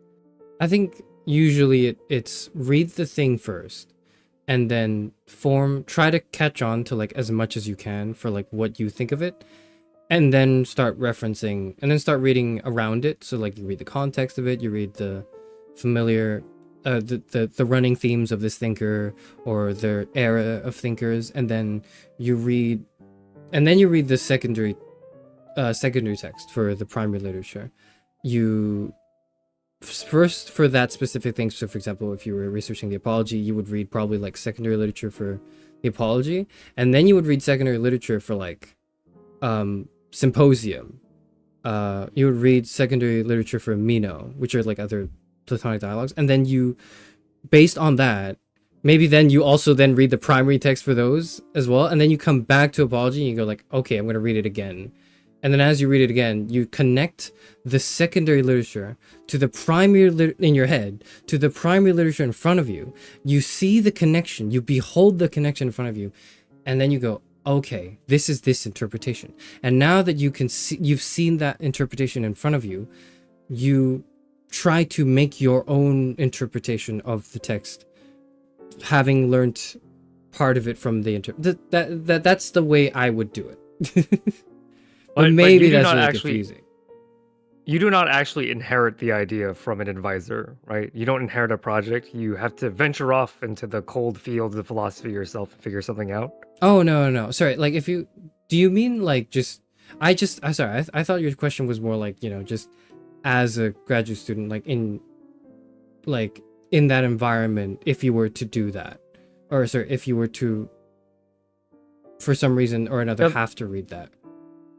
Not that, like, you're say you're a PhD student and you're trying to publish your thesis, right? You have to find something new in philosophy, right? Presumably, or to contribute a new idea. I'm wondering what that process looks like. So for to contrast, like in molecular biology, your advisor will usually have a specialty. There's a problem that they love working on, and you will inherit a project, or mostly inherit a project that they give you. You very rarely come up with your own idea. Right. You're just doing the next step in a certain project. If you're like a PhD student, if you're a postdoc, you might be able to start your own project. If you're a PhD student, you'll, I'd say, more often than not be tagged on an existing project. And so, like, the enterprise of novel thought is cooperative. I'll put it that way. It's And I'm super wondering if there's a similar. similar, it's also similar. Like, there's It's still like very a similar place in where someone else philosophy. left off. Yeah, there's a lot of like, here's a bigger project, and it's like you're working on like papers that support this project in some way, and like a tangential like line of argument or whatever. But I think maybe that also depends on schools, and it's sort of like context sensitive from the very limited experience I've had in academic philosophy. It very much is also strangely scientific in a way, almost, in my opinion, a little bit too much the case. But you don't really go into the cold fields of philosophy and just start shooting something. Like you usually are very like dependent on like your supervisor and what they're doing, and then you kind of branch off from them. Or if you do want to venture out into the cold distance of thought, then you have to sort of really have it heavily approved by someone who's probably either has experience working or thinking about those questions, or is currently thinking about those questions.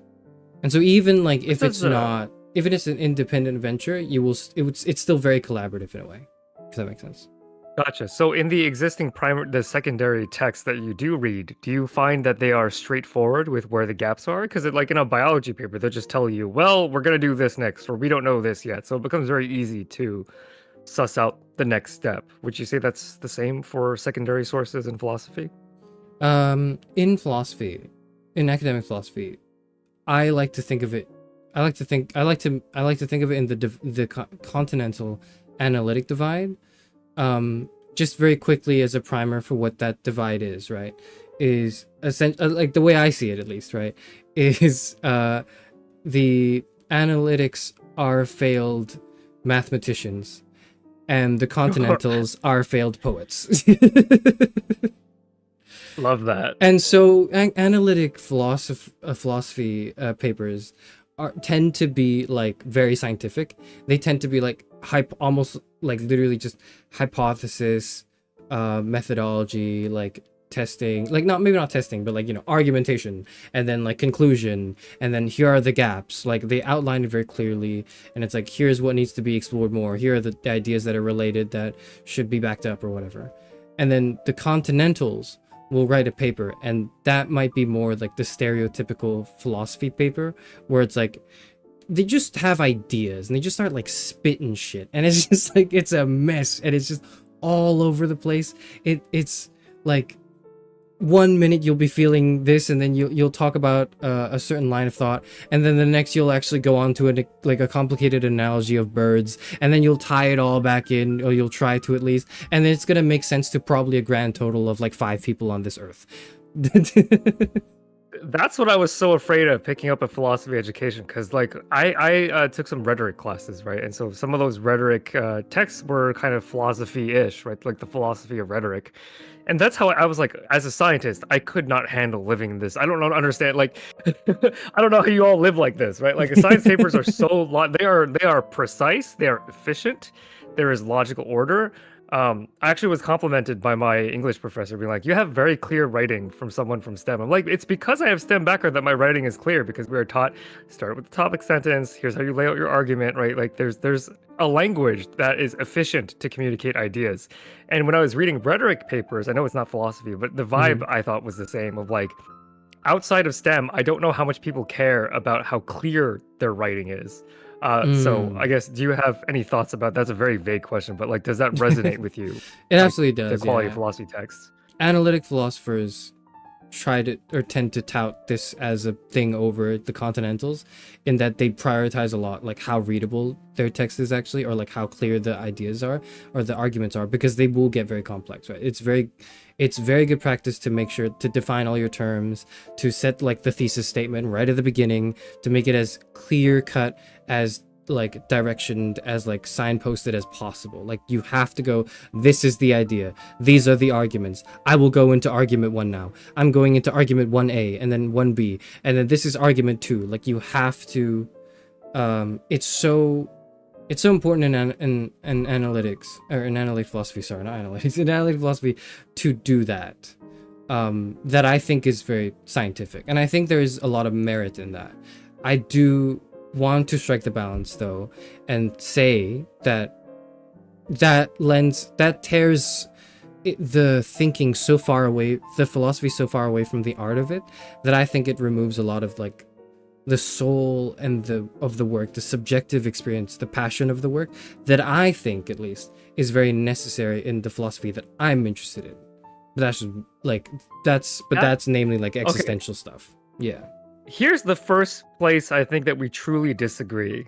Like, and I think probably where most of the interesting conversation happens is when we disagree, because like, I think that, for example, the origin of species could be classified as very analytical. Like like he rambles here and there, but like the order of the chapters is actually very deliberate and very artful.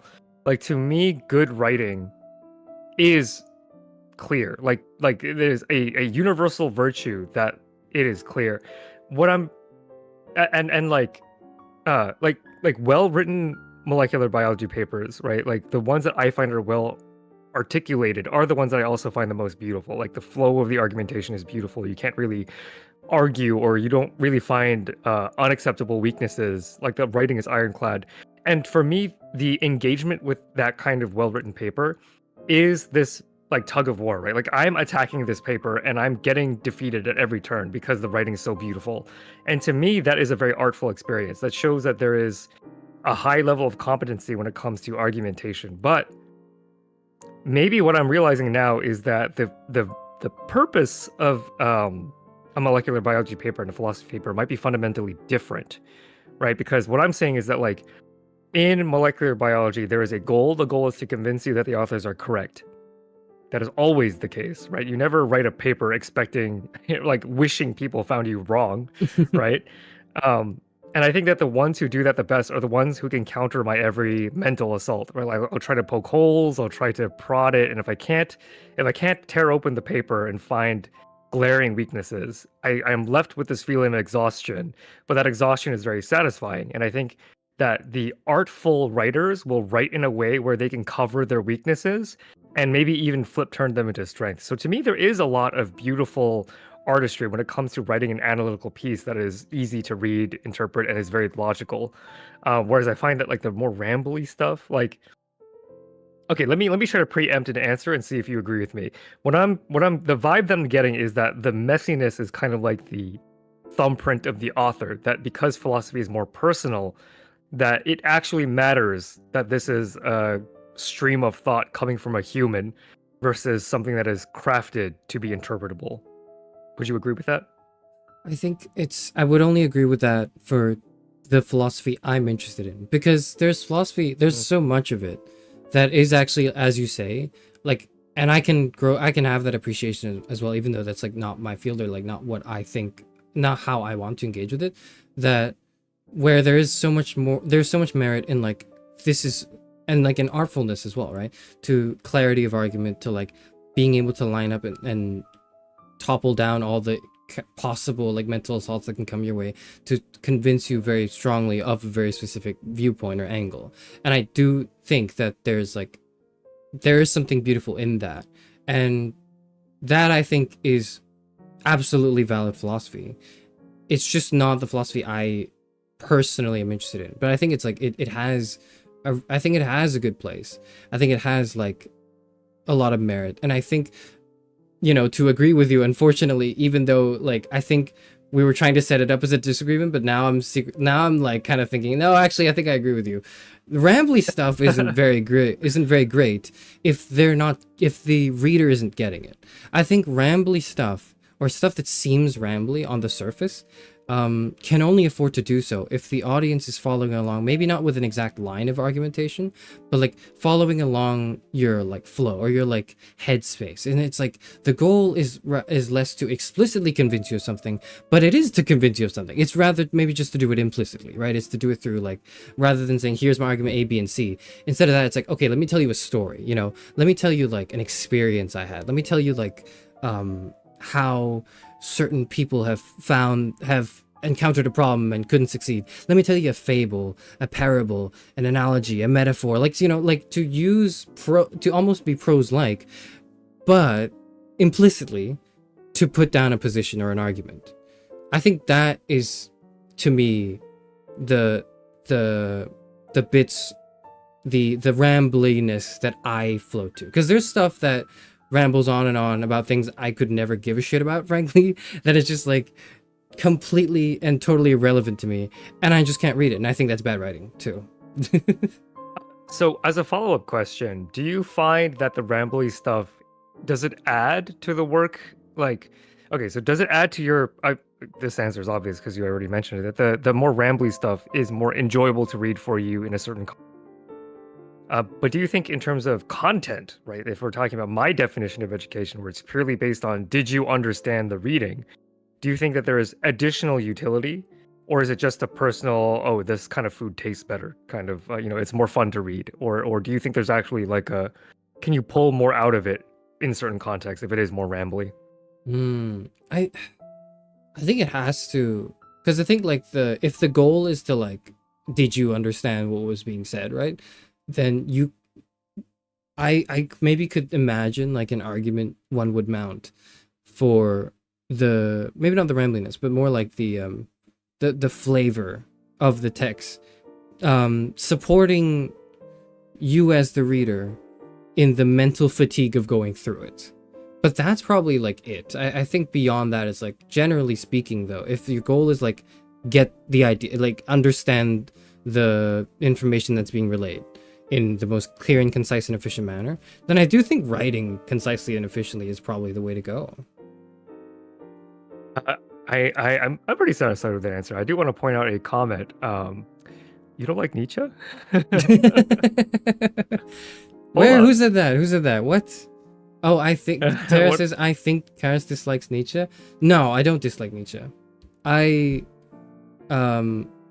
actually really like Nietzsche, which is like the only reason why I could even talk about it meaningfully. Because most philosophers I can't talk about meaningfully at all. Like if you ask me about Schopenhauer, I'll be like, I don't know, he was like a guy, and he had some really weird and definitely controversial takes on like women. But it's like, other than that, it's like, I don't know the guy, right? Whereas Nietzsche, I think I can somewhat talk about meaningfully because I've spent the time studying him, and I've spent the time thinking about him and reading some of his works, that even though I disagree with some aspects of it, I also love the way he's portrayed other things. And like, I could never really hate anyone. And that kind of goes to like philosophers of ancient times as well. But that's just me. I find that, I mean, this is maybe, I don't want to veer too deeply into this, but I actually also, as a casual, as someone who did not read whatever he thus spoke whatever. Yeah, thus spoke Zarathustra. I tried reading Nietzsche because, again, I like to cosplay as someone, who knows what they're talking about. That's a hobby we both share. Yep. Yeah, just like, because I the Spark Notes version, I would like to engage with Nietzsche's ideas at some point in a for fun kind of way, but just to speak very briefly, like, I guess for the context for your audience is that the reason why I felt like I wanted, when Chairman approached me, I so wanted him to not be like a weird debate bro. Like, I wanted a person that I could talk to about philosophy, because I genuinely do enjoy it. I like subscribe to like the philosophy podcast, and I got through like 90 of those episodes because I really enjoyed it up until I got to like modern times, and then I was like, oh my god, these ideas are so, I can't even like follow along anymore after a certain point. but from what I know about Nietzsche, it seems like pretty. I don't know. It seems like pretty interesting. I would, not for this stream, but I would like to talk more about that at some point in the future. Oh Nietzsche yeah. for fun? I know. Imagine. Oh, we absolutely can. Yeah, I do like maybe to clarify, I like Nietzsche. I don't think I agree with his like overall thing, but I totally get where his diagnosis comes from. His diagnosis of nihilism, basically, right? And that to me is so potent and so useful, even if it is something I could disagree with fundamentally, is something I would nonetheless teach a class, for example, if I had to like, get a point across that later then disagrees with, nihilism, right? I would still start with something like nihilism, the concept of nihilism, because it's so potent, it's so like eloquent, it's so immediate, it's so like gripping. I actually, for my first, was it my first meeting, like I did a meaning of live stream way back when, which sucks, by the way, don't go and watch that, but I did a stream like a year ago, like that was just like philosophy major talks about meaning of life, and it was not a very good stream, but I do think one of the things that I did well was that I introduced and talked very briefly about my understanding of Nietzsche's nihilism, and then led that philosophical nihilism into like more just a more approachable, like everyday, like, man, the world's just so screwed and everything's going to shit, and like people can't read anymore, and ChatGPT's destroying our brains, and like kids are talking about sharks in like sneakers, and it's over, right? Like it's so over. Wow, we're so cooked. That, and then like after drawing that connection, like building it into something more hopeful. That was kind of what I tried to do in that stream. I don't think I did it really well, but again, right, I thought Nietzsche was very useful in leading into that point. And talking about Nietzsche is something I really enjoy doing as well, because even though I think, okay, but is it really that?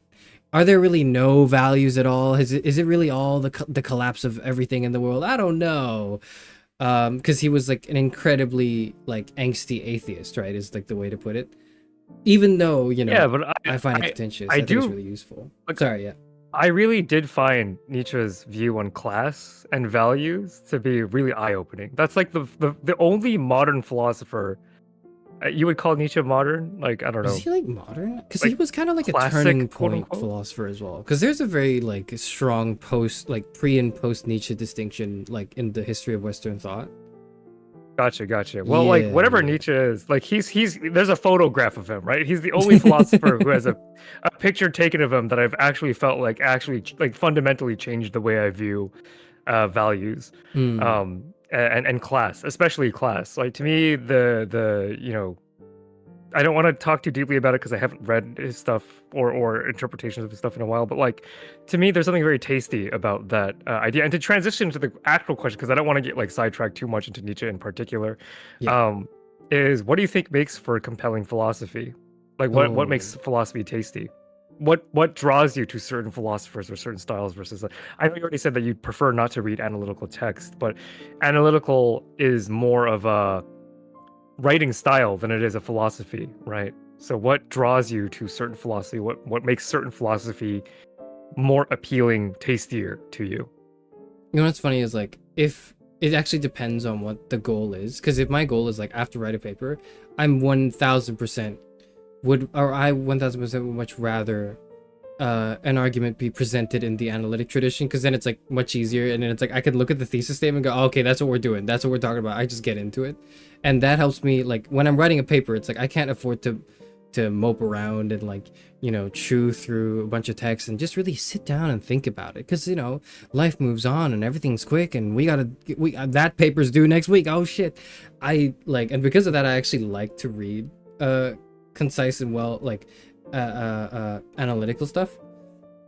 The compelling bit of philosophy that really draws me to it is less like the deadlines of a student, and more just the way, for me, right, it's how that text influences me as a person, because I think this was a quote, this is loosely, like roughly something that Kierkegaard said, or it's my interpretation of what Kierkegaard said, right?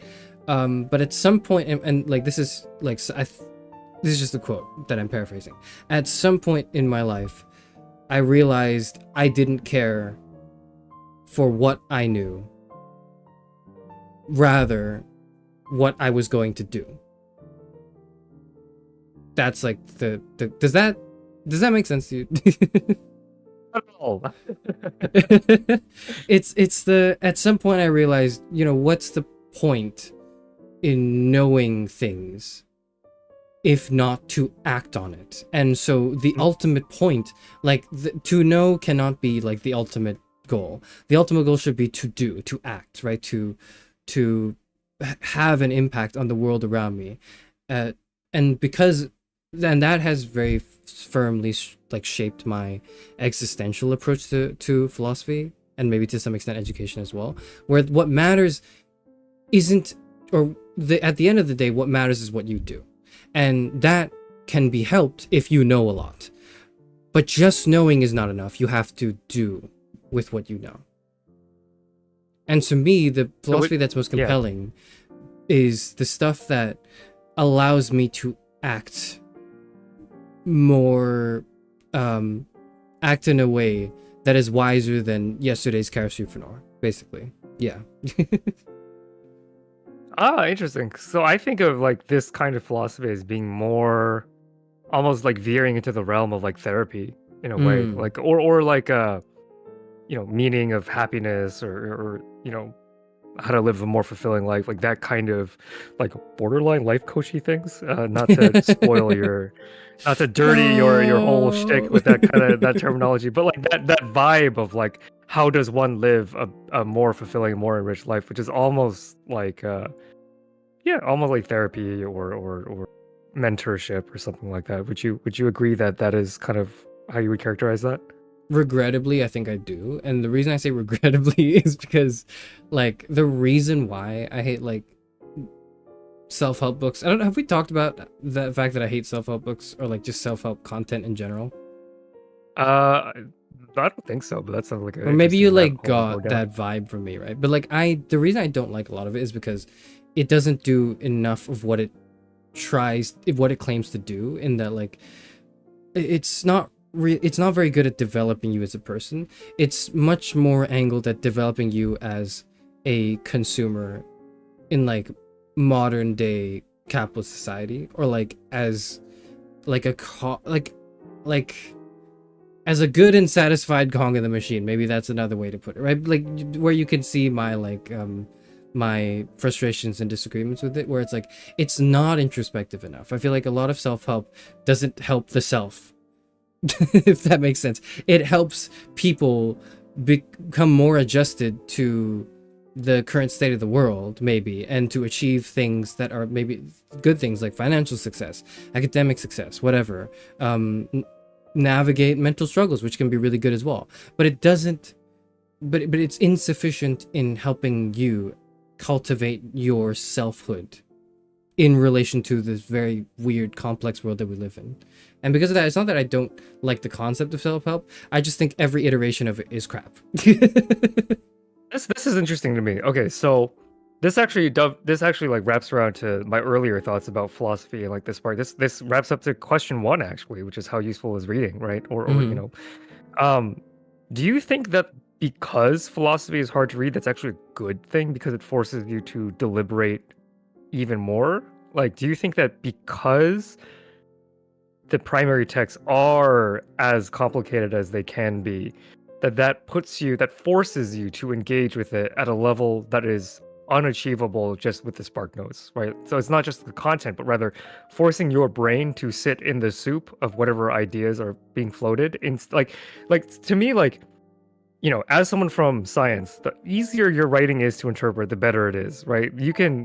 But the problem is that the ideas are too complex for a simple spark notes. You must lay out your arguments, and by virtue of it being complicated, it has to be complicated. What I am suggesting, and you can disagree, is that maybe it is a virtue that philosophy is actually kind of gatekeepy in that way, because you need to have your brain marinate in something difficult. Whereas if you just got spark notes of Plato, you just go, oh yeah, I understand these points, and then you just move on. Even though that's what I did for Nietzsche, right? I didn't actually read the books, but I'd still stewed a little bit. But I'm guessing if I had read it, that I would be stewing a lot more. Like it would have had a more emotional impact because I was forced to sit and struggle and pore over every damn word, right? Would you say that there's utility in that? I think I think like the optimistic side of me, the really like the almost gatekeepy in a way, but also the more like just philosophy better than everyone else part of me, than everything else part of me wants to say like, yes, it's supposed to be hard, it's supposed to be challenging, you're supposed to, you know, nourish your soul by being thrown at things you've never, like being thrown things you've never been thrown at, like you've never been thrown before, and you're supposed to grow and develop as a person. You're supposed to encounter like immense challenges that make you stir your mind in like the soup, the soup of concepts, and you're supposed to like emerge from this as like a greater person, warrior, whatever, right? I want to say all that, but I think I think that it would be callous of me not to think about that response and this question really in the context of contemporary society right now, like 2025 and the big 2025. So much of, and to connect it to what I think philosophy lacks right now, or philosophy is not good enough at doing. It's good enough at being challenging. I think philosophy is really good at being tough, and it is good for people to engage in stuff that's tough, so that they do, right, as you said, have to pore over like, you know, every part of it and think about the like every aspect of it, and just not immediately to have an answer, but just sit there and like stir in it, you know, just think, okay, what the fuck's going on? Like I'm gonna really try to dive into the perspective of this writer or this thinker and really try to claw my way through it, claw my way out of it. Like I have to try so hard to do that, and it's so frustrating, and it's like anxiety inducing as well, because like the reality of my existence is being called into question, and I really hope that at the end of this book that it turns out that the world is real and everything's fine, right? But I think one of the most important things that a lot of philosophers fail to come to terms with is the fact that people don't give a shit.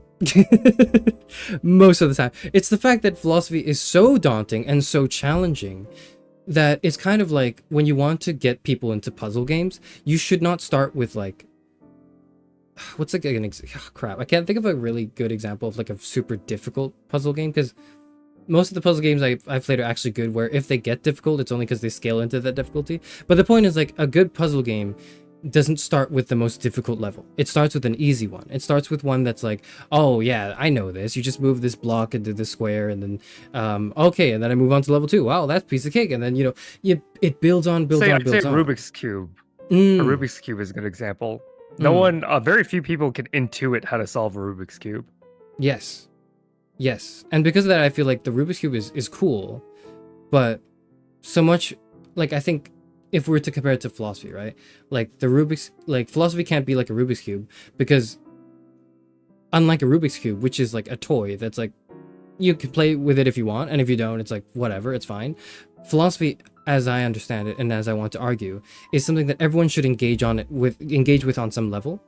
It's not just like a fun toy. This is like, this shit is important. I'm trying to reach through the screen with my like hands and like grab the viewer and like shake them by their shoulders, just like shake them and go like, this is important. This is really, this is about you. This is about you, how you live your life. Like that's the energy I'm trying to like project into this live stream, right? But the philosophy cannot just be like a Rubik's Cube, where it's incredibly complex. And you are just like, if you are interested in solving it, it's good. But philosophy needs to be taught to those that would not by themselves philosophize. Does that make sense? Yeah, that makes sense. I agree with that. But I knew from the very beginning that I agreed with that, because I preempted our initial conversation by stating that philosophy is simultaneously like the most useless thing you can learn, but also the most dangerous thing, and also maybe the best thing. Like it spans such a wide range of human experience that, like, you know, philosophy could ruin your life. You know, it could be responsible for your downfall, right? It is very potent, depending on who is doing the philosophizing and who is listening to the people doing the philosophizing. So I definitely agree with that. I think that's it's interesting. And so, what would you say your role in the pipeline is? Like, do you hope that your audience goes off to read the classics, or are you happy with being their touch point? I think one of my goals is like to make to really portray the scariness of it. So I don't want to tone it down, right? Which is why, like, just like you, I do reading streams of my channel as well, which I should be doing more, but you know, like I haven't done enough. Where I just crack open like a primary text of philosophy and I just start reading it, and it's like, if you don't get the words, just read it. You know, just be sat there and just be confronted with them, and choose. You can choose in your mind to ignore it, but like the idea is to just make it more familiar, but at the same time not dumb it down. Like I don't want to. That's why I'm kind of like, I feel very uncertain about like giving 5 minutes to understand Nietzsche, because like there's a lot of other YouTube channels that do that, but two, it's like that I think undermines the work I'm trying to do in this, right? Where I'm trying to present the problem as big in its original size. I'm not trying to like present it as anything else other than just an insanely intimidating and daunting wall of text. But I'm going to figuratively and not literally, because I know people are going to hound me on this, but I'm going to figuratively hold your hand through it to show you, okay, it is scary. It is as scary as you think it is. But also you are not as weak as you think. You know, you can be strong enough to just like maybe not immediately get like what you're doing, but to slowly pick up piece by piece.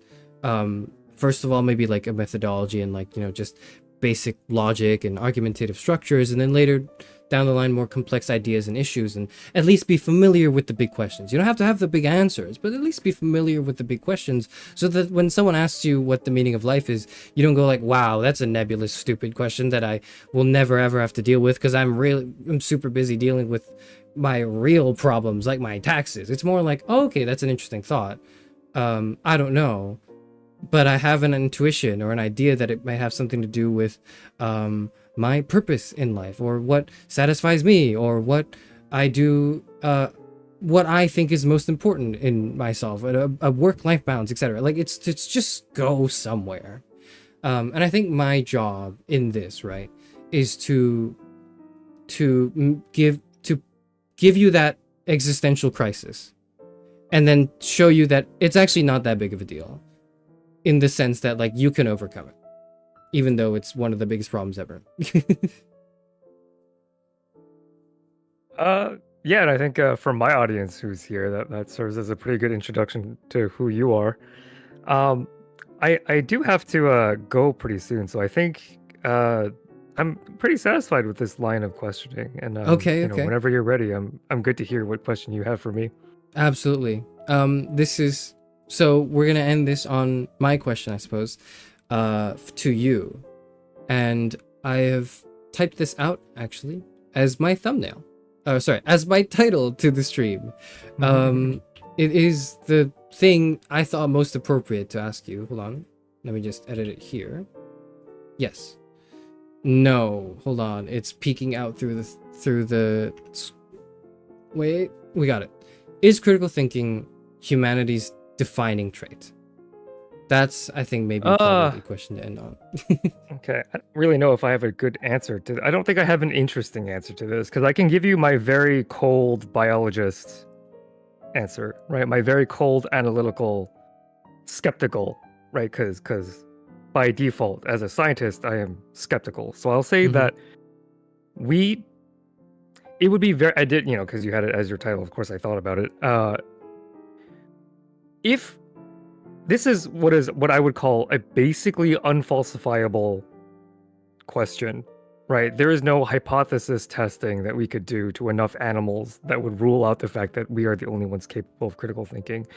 And that is not because animals aren't smart. There are very smart animals who can complex problem solve, but problem solving is a very different skill set than critical thinking. So here's what I'll do the philosophy thing, and I will define what I understand to be critical thinking. Critical thinking is a way to take information and an argument and challenge it, right? You are being critical, you are challenging an idea. And so one of my streams on my journal club, the reason why I think it's important to read primary literature is that authors will try to obfuscate flaws in their data by giving you text. So actually, when I read a paper, I mostly don't read the author's words. I just look at the data and come to my own conclusions. And then I can criticize the way that the authors plan their experiments, the way that they outline the information, because that is, the pursuit of critical thinking. This is an argument, and now we are attacking it. We are seeing where it is weak. We are seeing where it is strong. And we are trying to distill the truth value coming out of this text. That is how I am defining critical thinking. The problem with this general of a question is that how would you test that in an animal? Like, as someone who is skeptical, I cannot say. I could hypothesize, I can philosophize maybe, but because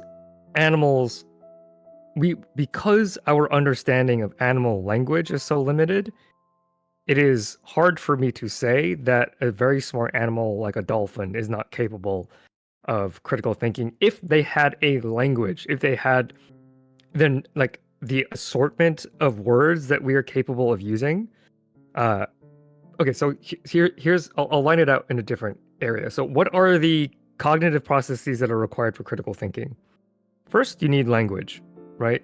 Prerequisite. You have to be able to formulate and communicate an idea to attack, right? That's without in a vacuum, you cannot think critically. You need something to reflect on, right? You don't just critical think into the void. You need an idea to attack. Would you agree with me there? Just as a sharing a common definition? I think yeah. Like, or at least that's like, I think that's a good definition to at least begin the conversation. Yeah. Yeah. So you cannot critically think in a vacuum. You need an idea to attack. And so, okay, great. Like corvids are very smart. They can solve puzzles. They can do, other animals can do math, right? They can do logic, right? They can connect correlation and causation, right? You can train a monkey to do X, Y, and Z. You can train a rat to push a lever and get a piece of food, right? They can make logical connections, and they can also tell when they have been gypped, right? If you train a rat to push a lever every time it gets it gets a food reward. If it pushes a lever, you can actually record punishment in their brain. Like there'll be an expectant value in their brain, like the neurons expecting the treat, the dopaminergic circuits will trigger, and then they don't get the treat. You can actually tell by their brainwaves, essentially, right? They are capable of making connection. I actually think that in terms of cognition, and I don't have evidence to support this, but it is intimately tied with being able to communicate, right? I think because we are the yappiest of animals. That we have the ability to we are enabled to critically think. I'll put it that way. So until like other species develop a much more complex. Okay, so you know what? Let me put it this way. Here's what I would need to believe that animals could critically think. What I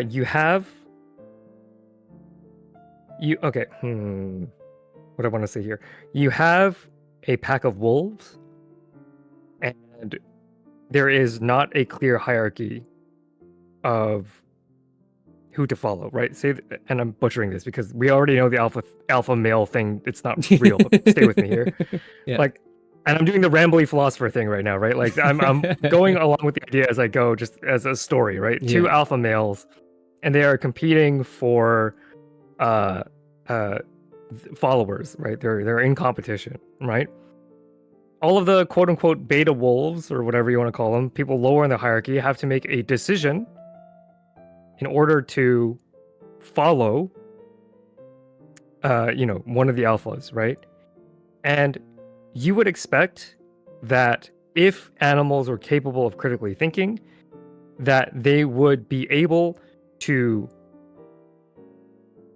come to a conclusion based off of quote unquote the arguments that the alphas make, right? There's some complex operation, social operation that happens in the mind of a wolf where they will conclude that they will be able to get the most out of following whatever wolf. They're actually, I'm talking about this. Maybe I don't think that this is true. Yeah, that's kind of interesting how that happened. Because animals are capable of argumentation, right? I am bigger. I am going to mess you up. I am crazier than you are. Whatever dominant signals that an animal can get.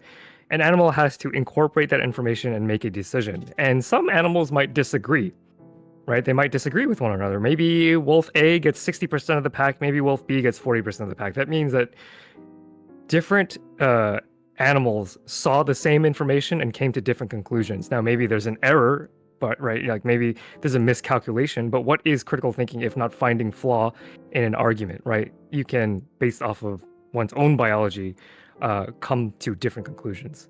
So I don't know if that made sense because I only thought about the first half, and then that last half I kind of just came up with on the spot. That's really interesting. There's a lot. I'm trying to like remember what my response to like the whole it was. So at the beginning you mentioned kind of like how scientifically it's a bad question. Can I ask if that is kind of like Alder's razor, also known as Newton's flaming laser sword, also known as the razor, the philosophical razor, in which if this argument or this thing cannot be scientifically tested, then it's not worth arguing over. Is that similar to what you were trying to say? Okay, let me parse through my thoughts here for a second. So I think it's an interesting question, but I think I have a pretty plain answer. I know I already said that, but I've compartmentalized my two thoughts on this. A, we don't have a great definition for what critical thinking looks like in an animal, because as you get like lower on the spectrum of perceived intelligence, I'll call it, critical thinking kind of just becomes prediction error, right? Like a did I calculate the answer correctly? Like the alpha wolf analogy is basically, did I do my math and did I get the same answer as the rest of the wolves, right? Like it's hard to tell whether or not that is I did my math problem wrong, or did I find a flaw in the other wolves' argument, right? And I think that is the outcome. Is you can't assign a mechanism to the outcome, right? There's no critical thinking gene. We know what it feels like, and we know what it looks like because we share a language, right? We know that like there's some idea language. of so would you say then that we, as opposed to for animals, we have a pretty good idea of what critical thinking looks like for people? Okay, so here's where we're going to agree because I'm a biologist and words are famously squishy when it comes to biology, right? I say this on my stream all the time. Biology is a spectrum. If you think there are two sexes because when you were 8, you were told that there are boys and there are girls, I don't know what to tell you. Sex is a thing that we use to describe phenotypes that are common in humans, right? It is a label that we assign to things. It's pretty good, medically speaking, for most people, but, it is just a thing that we use because it's convenient, right? Labels, because here's where a lot of people go wrong when making this argument. Sorry, this is a bit of a tangent, but it's a soapbox that I often like going on. But, like, labels are just things that are useful most of the time. God, that's why we use them. Yep. But like when people say like I don't like labels, we should be labeling anything, that's going too far, right? In order for medicine to happen, we need to call a disease something, right? Like if you are infected with this virus, that disease has to have a name because otherwise we don't know what we're talking about, right? But that's the utility of a label. It's just, okay, we have a thing, and to give the vibe of the thing, we give it a name, right? It's a vibe concept. Sex is a vibe concept, right? If you really think about it. For your doctor, it's not a vibe concept, right? For your doctor, it means something pretty concrete because that information is useful in order to give you the correct medication, for example. But for most use cases for the language of sex, it's just, this is the vibe of male, this is the vibe of female. Like, don't think too hard about what is and what isn't. And I feel that way for critical thinking too, right? Like, what is critical thinking? Well, I know what it looks like. I know what the vibe of critical thinking is. And I think most people can socially agree on a shared definition. And this is where I think, I don't know, you can correct me if I'm wrong for citing it. This is like where postmodernism, I think, really is effective at breaking down our usage of terms, right? Like, what like you can make the argument that a wolf deciding to go with wolf A to be their alpha versus wolf B. You can make an argument that that is a calculation error. I just 2 + 2 = 5 and I'm wrong. Or you can think of it as, well, Wolf A made some pretty good points about why Wolf A should be the alpha, right? But I think that Wolf A is wrong in these regards with Wolf B, right? We don't have a way to detect that mechanism in a wolf.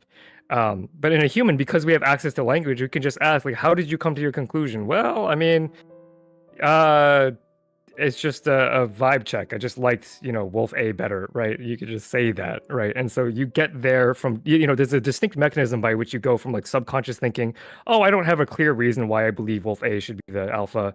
I just felt like it, right? And then you have like a more logical pathway, but then you get into arguments. Did you actually take that pathway, or did you just say that you made that pathway because you rationalized it after the fact?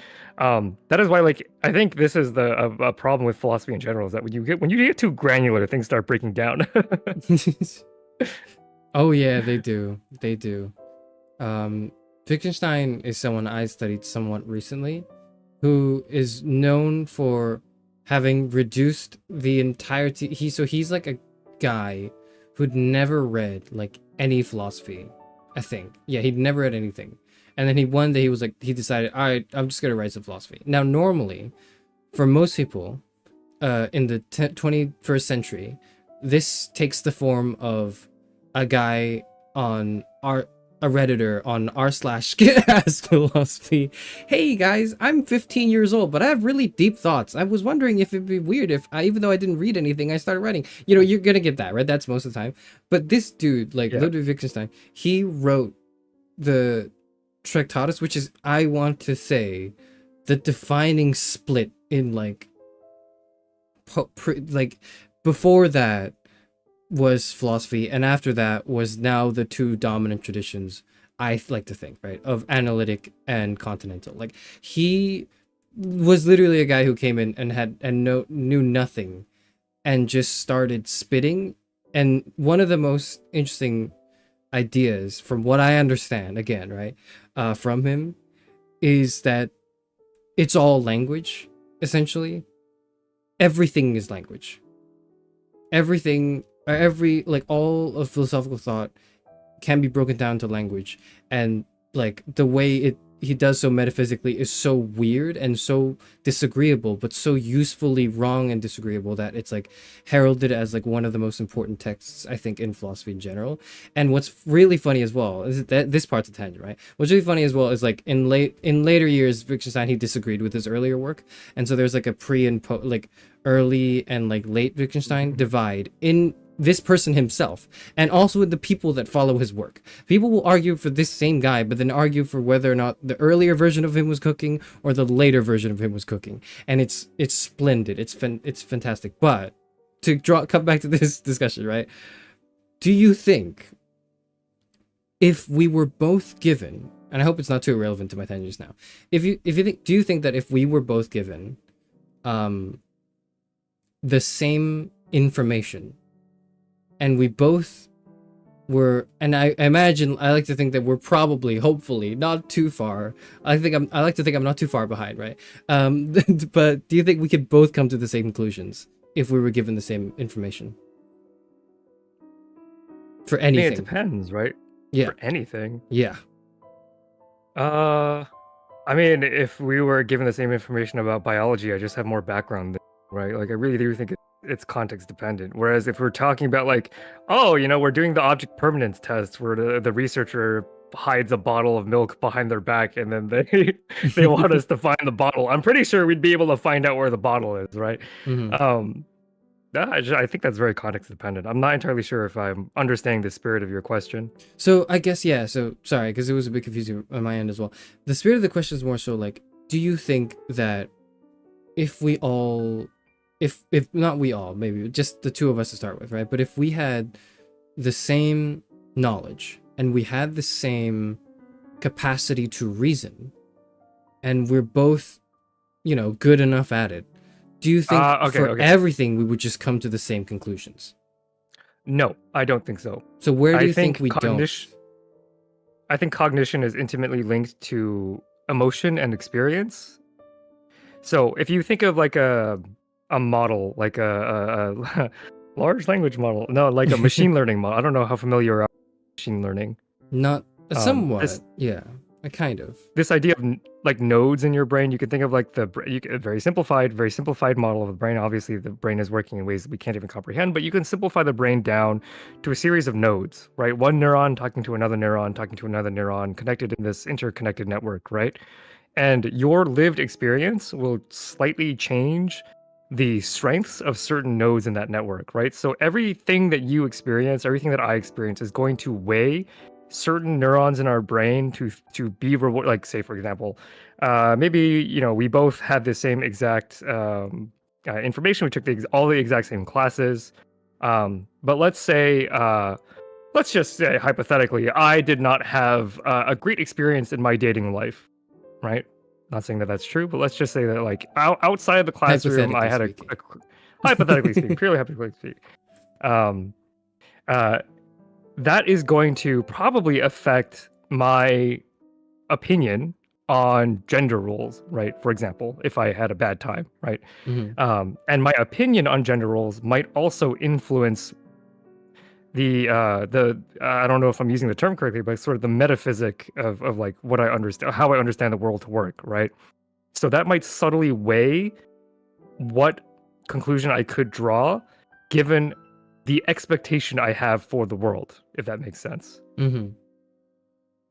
Because, our understanding of the world is just our current mental model of how things are working, right? And if we somehow have the exact same life experiences, the exact same everything, then yes, right? But because we have different experiences, those reward circuits that reward us for making a prediction correctly, they're going to be different, right? Like, so like you're a Chad, and you've had fantastic luck with a romantic life, for example, and I have not. Well, the prediction neurons in your brain are going to be rewarded more heavily when you take certain actions, and so you might think that these actions, because they have been rewarding, that they are quote unquote correct, right?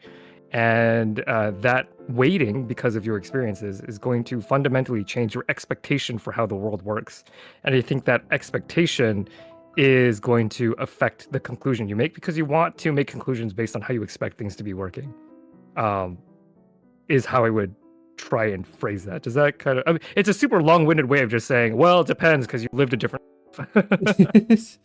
Do you think then? Okay, this is like I hope I'm not like tangenting too much, but I have to ask this because then do you think if we were to have lived the same life, would we be the same person? That's like such a weird question to ask.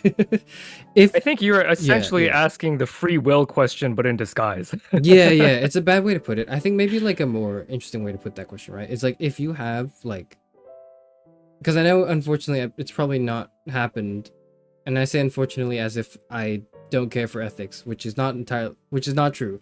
But if we had like two identical twins, and we raised them separately, but in like, sorry, if we raise them separately, but in the same way, so they're given the same education, they're given the same stimulus, they're given the same like upbringing, all of that, and then we give them like the same amount of information on something, would they come to the same conclusions?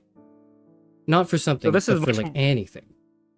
This is more of a question for Mylan is Mylan, my fellow V Theorem. So I'm gonna plug. I'm a part of a VTuber group who's called in V chat Theorem right now. Yeah, who's in chat right now? They are a psychologist, right? So this is, I think, more. You're gonna get different perspectives from different people given our expectation of how the world works, right? So I'm a trained biologist. Mylan has a different set of skills, different set of backgrounds, different set of expectations. From what I'll say, so I think I can't speak for all biologists, right? But for me, coming from a biology angle, is I don't find the question to be like it's that laser sword thing, right? It's not a meaningful question. Reporting my subjective feelings towards the question, because again, I'm in your realm. Feelings reaction to the question is that my feeling is one that I should disregard this question because it is not testable, right? What I'll say is that twin studies show that if you have twins reared separately, that they do, I can give you a hard data answer, which is that twins that are separated at birth reared separately, they share a lot in common, but not everything in common, right? And that to me is like the boring way to answer this question, is that genetics, your biological, what you are made of, what you inherit, that has an effect, and then your environment. But that's like the super boring answer, but it is the one that I truly believe, because that is the one supported by the evidence. But whether or not, because you can't do that thought experiment, right? Like even twins that are Yeah. raised together will sit in slightly different locations in a classroom if they are even in the same classroom, right? Yeah. And I think, to bring it back to philosophy, maybe there's like a chaos theory effect where like maybe one twin gets slightly rewarded for doing X action, the other twin is either not rewarded or punished, and now you have irreparably changed their neuronal circuits very, very slightly, that will then from then on cause them to diverge into two different people, right? Like it's just not a question that we could verify, right? Because there is a hubris in assuming that biology has the answer to this. I think this is more of a sorry to insult your field, but this is one for the You philosophers, should. right? This isn't one for a biologist. Such meaningless questions that cannot be tested. Toss it to the I mean, I will be philosophers. honest, right? Like this is, I think the tension is interesting too, right? Like the fact that I will draw a line and be like, I cannot provide what I view to be an interesting answer to this question because I don't want to engage with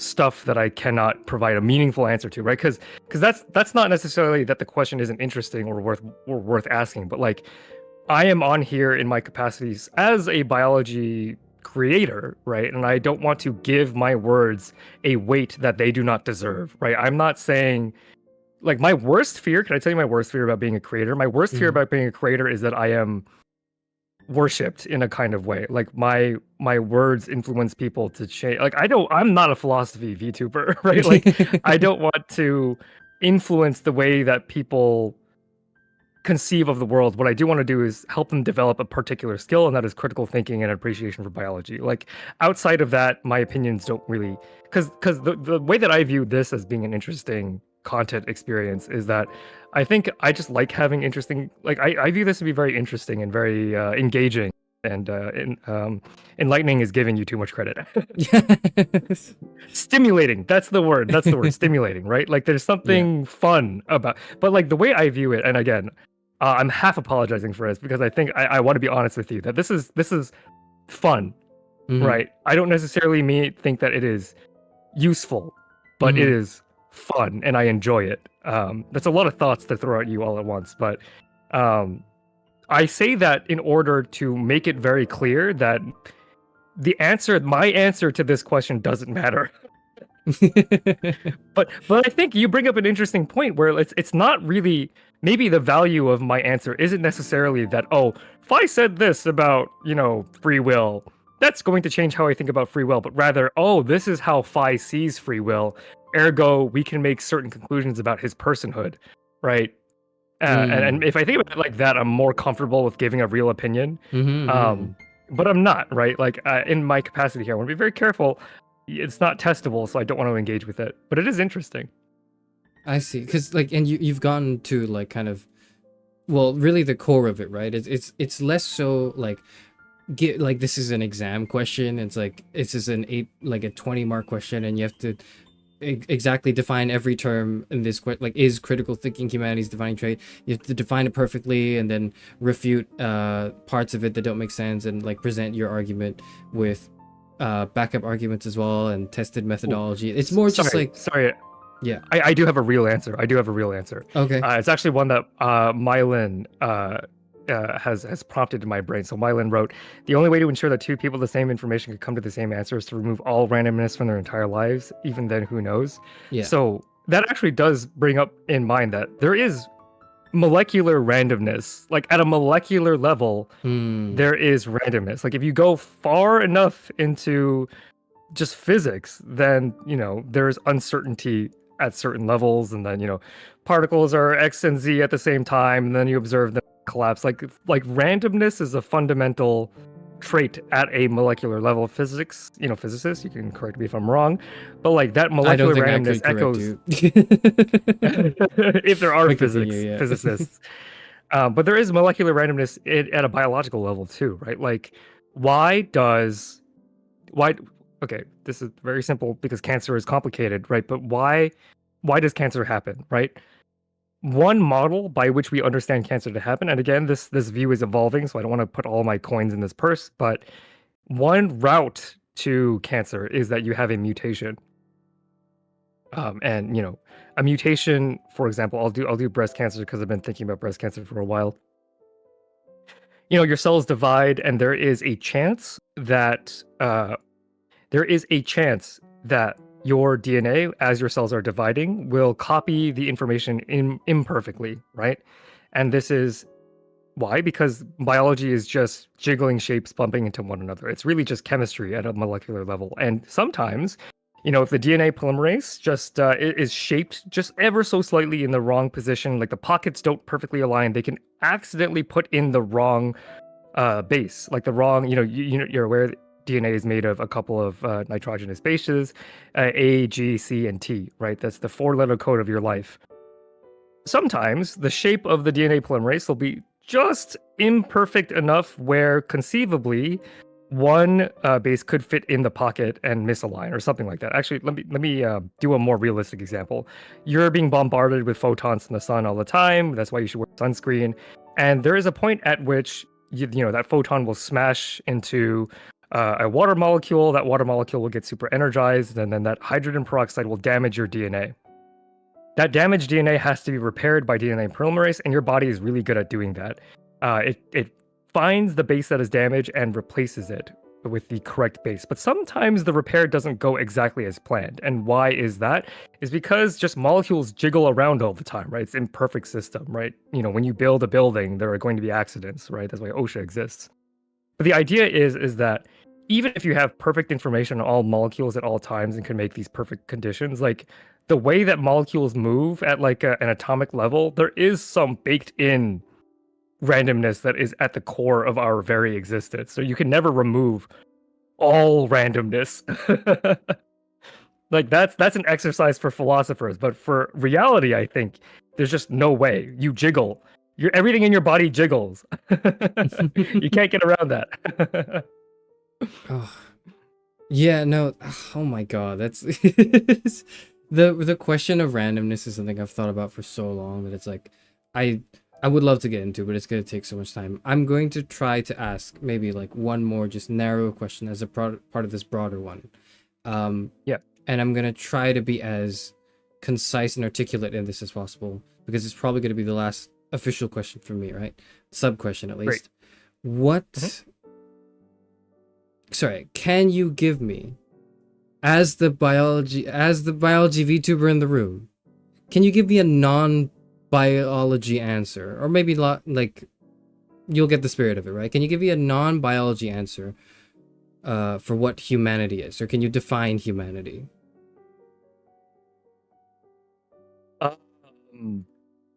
And I assume the spirit of the question is not just the collection of Homo sapiens that exist on this planet, right? Yes, because okay, so that's good. I- That's the biological answer. Okay, what's the Yeah, yeah. non-biological answer? But the spirit of the question, if I'm understanding it, is there something non-tangible that makes us us versus animals, right? Some Yes. unifying. Okay, so I will play in the spirit of your question. Mm-hmm. Because every fiber in my being wants to give you more of the biology thing. So I will allow myself to be a little less buttoned up, a little more poetic, right? Like the spirit of humanity, I would say. I think it does relate back to critical thinking.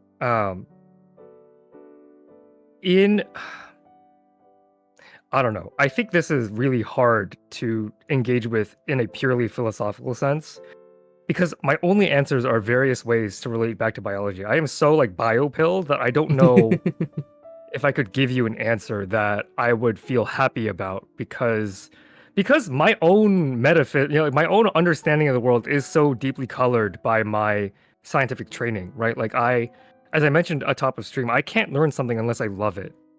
Right, and I love biology. It is a part of my identity that I am a biologist, right? I identify with the great biologists, right? If you read Origin of Species, it's an incredibly personal book. You can read Darwin's awkward letters to, not in the origins, but in his writing, right? Like I engage with biology so deeply that no answer I could give you, I think, would be correctly in the spirit of the question that you asked. And that's kind of a crappy answer because I'm kind of refusing to play your game, even though I started to say.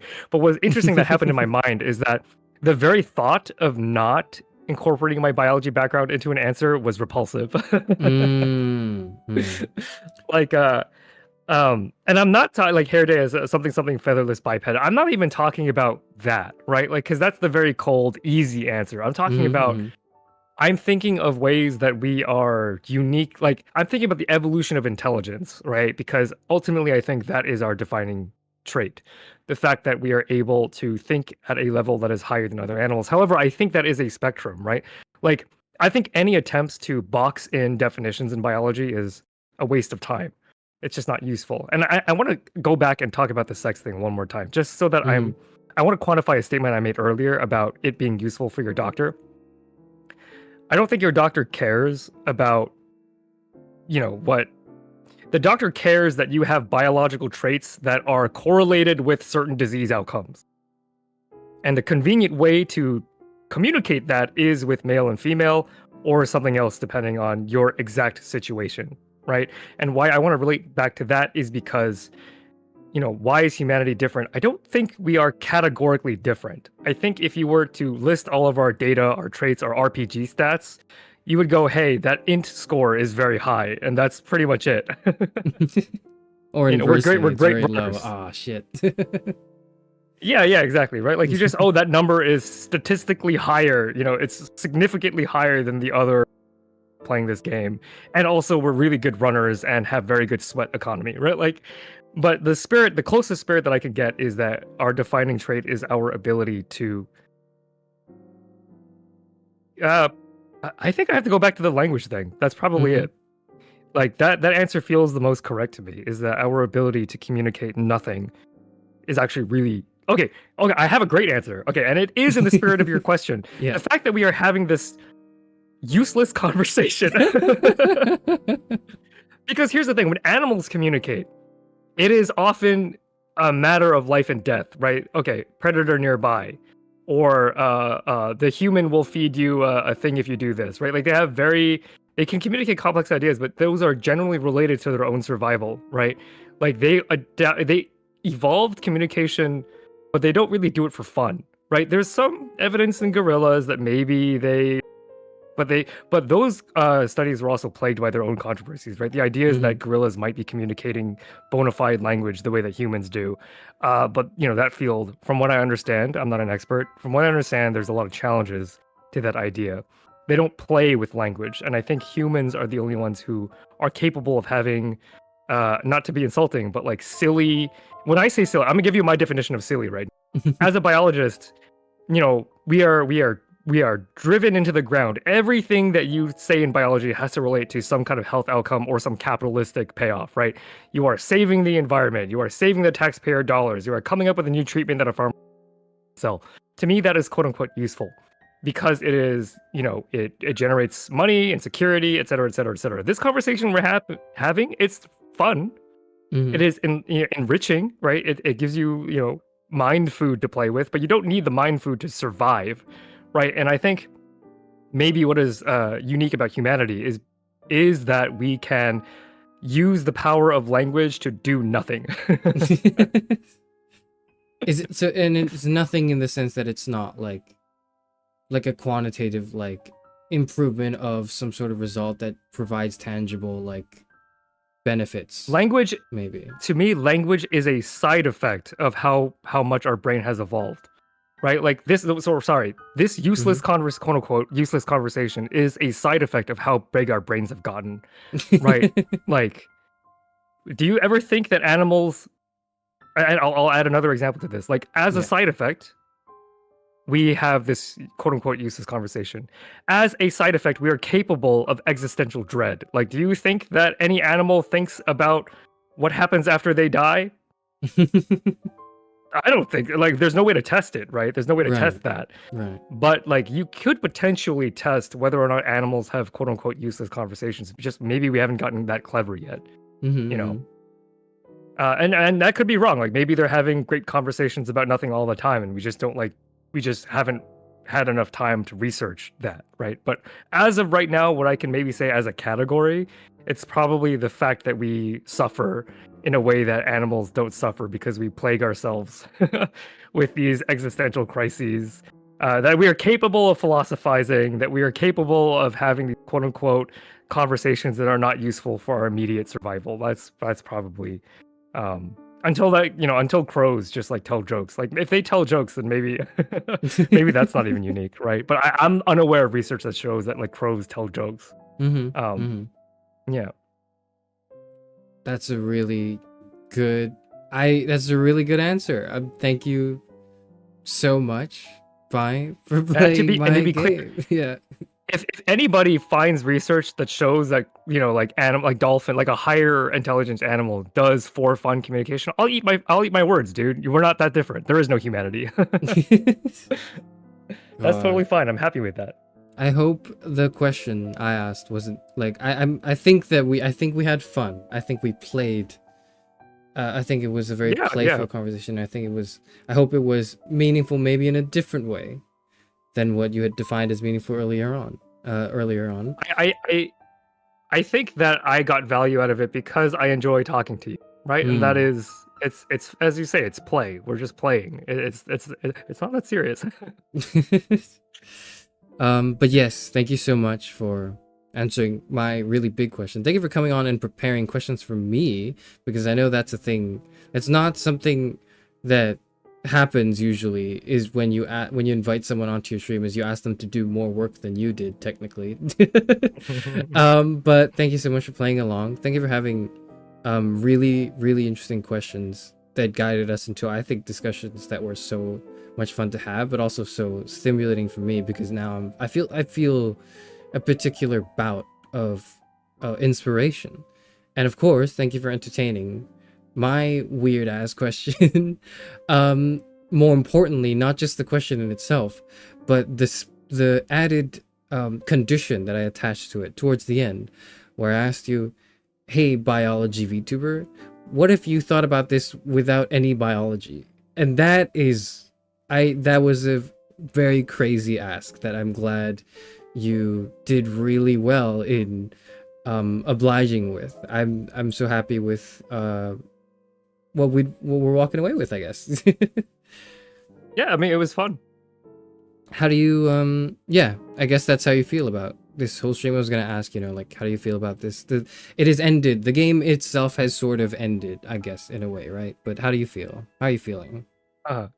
I mean, I really love having these kinds of conversations again, because it's just like it's not quite chess, right? Because there's no, I mean, you made it into a game of chess where there is a victor, right? That is the whole format of your stream. But I never treated it like a win or lose thing. But it is a back and forth, like I have done in my videos, right? The evolutionary arms race is a back and forth. There's drama, there's narrative, there's build up, etc., etc.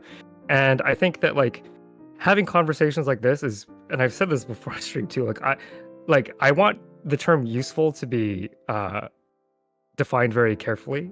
Like, it is not useless to have fun, right? Fun is enrichment, it is joyful. But to separate that from not because in biology I'm extra conscious of this, and talking to Octopus Lady, this was made very salient to me, where in my streams I tend to structure things with the context and then why taxpayers should fund it every single time, because I feel like I have to, right? And it is not useless for me to have this conversation, but it's kind of useless information, right?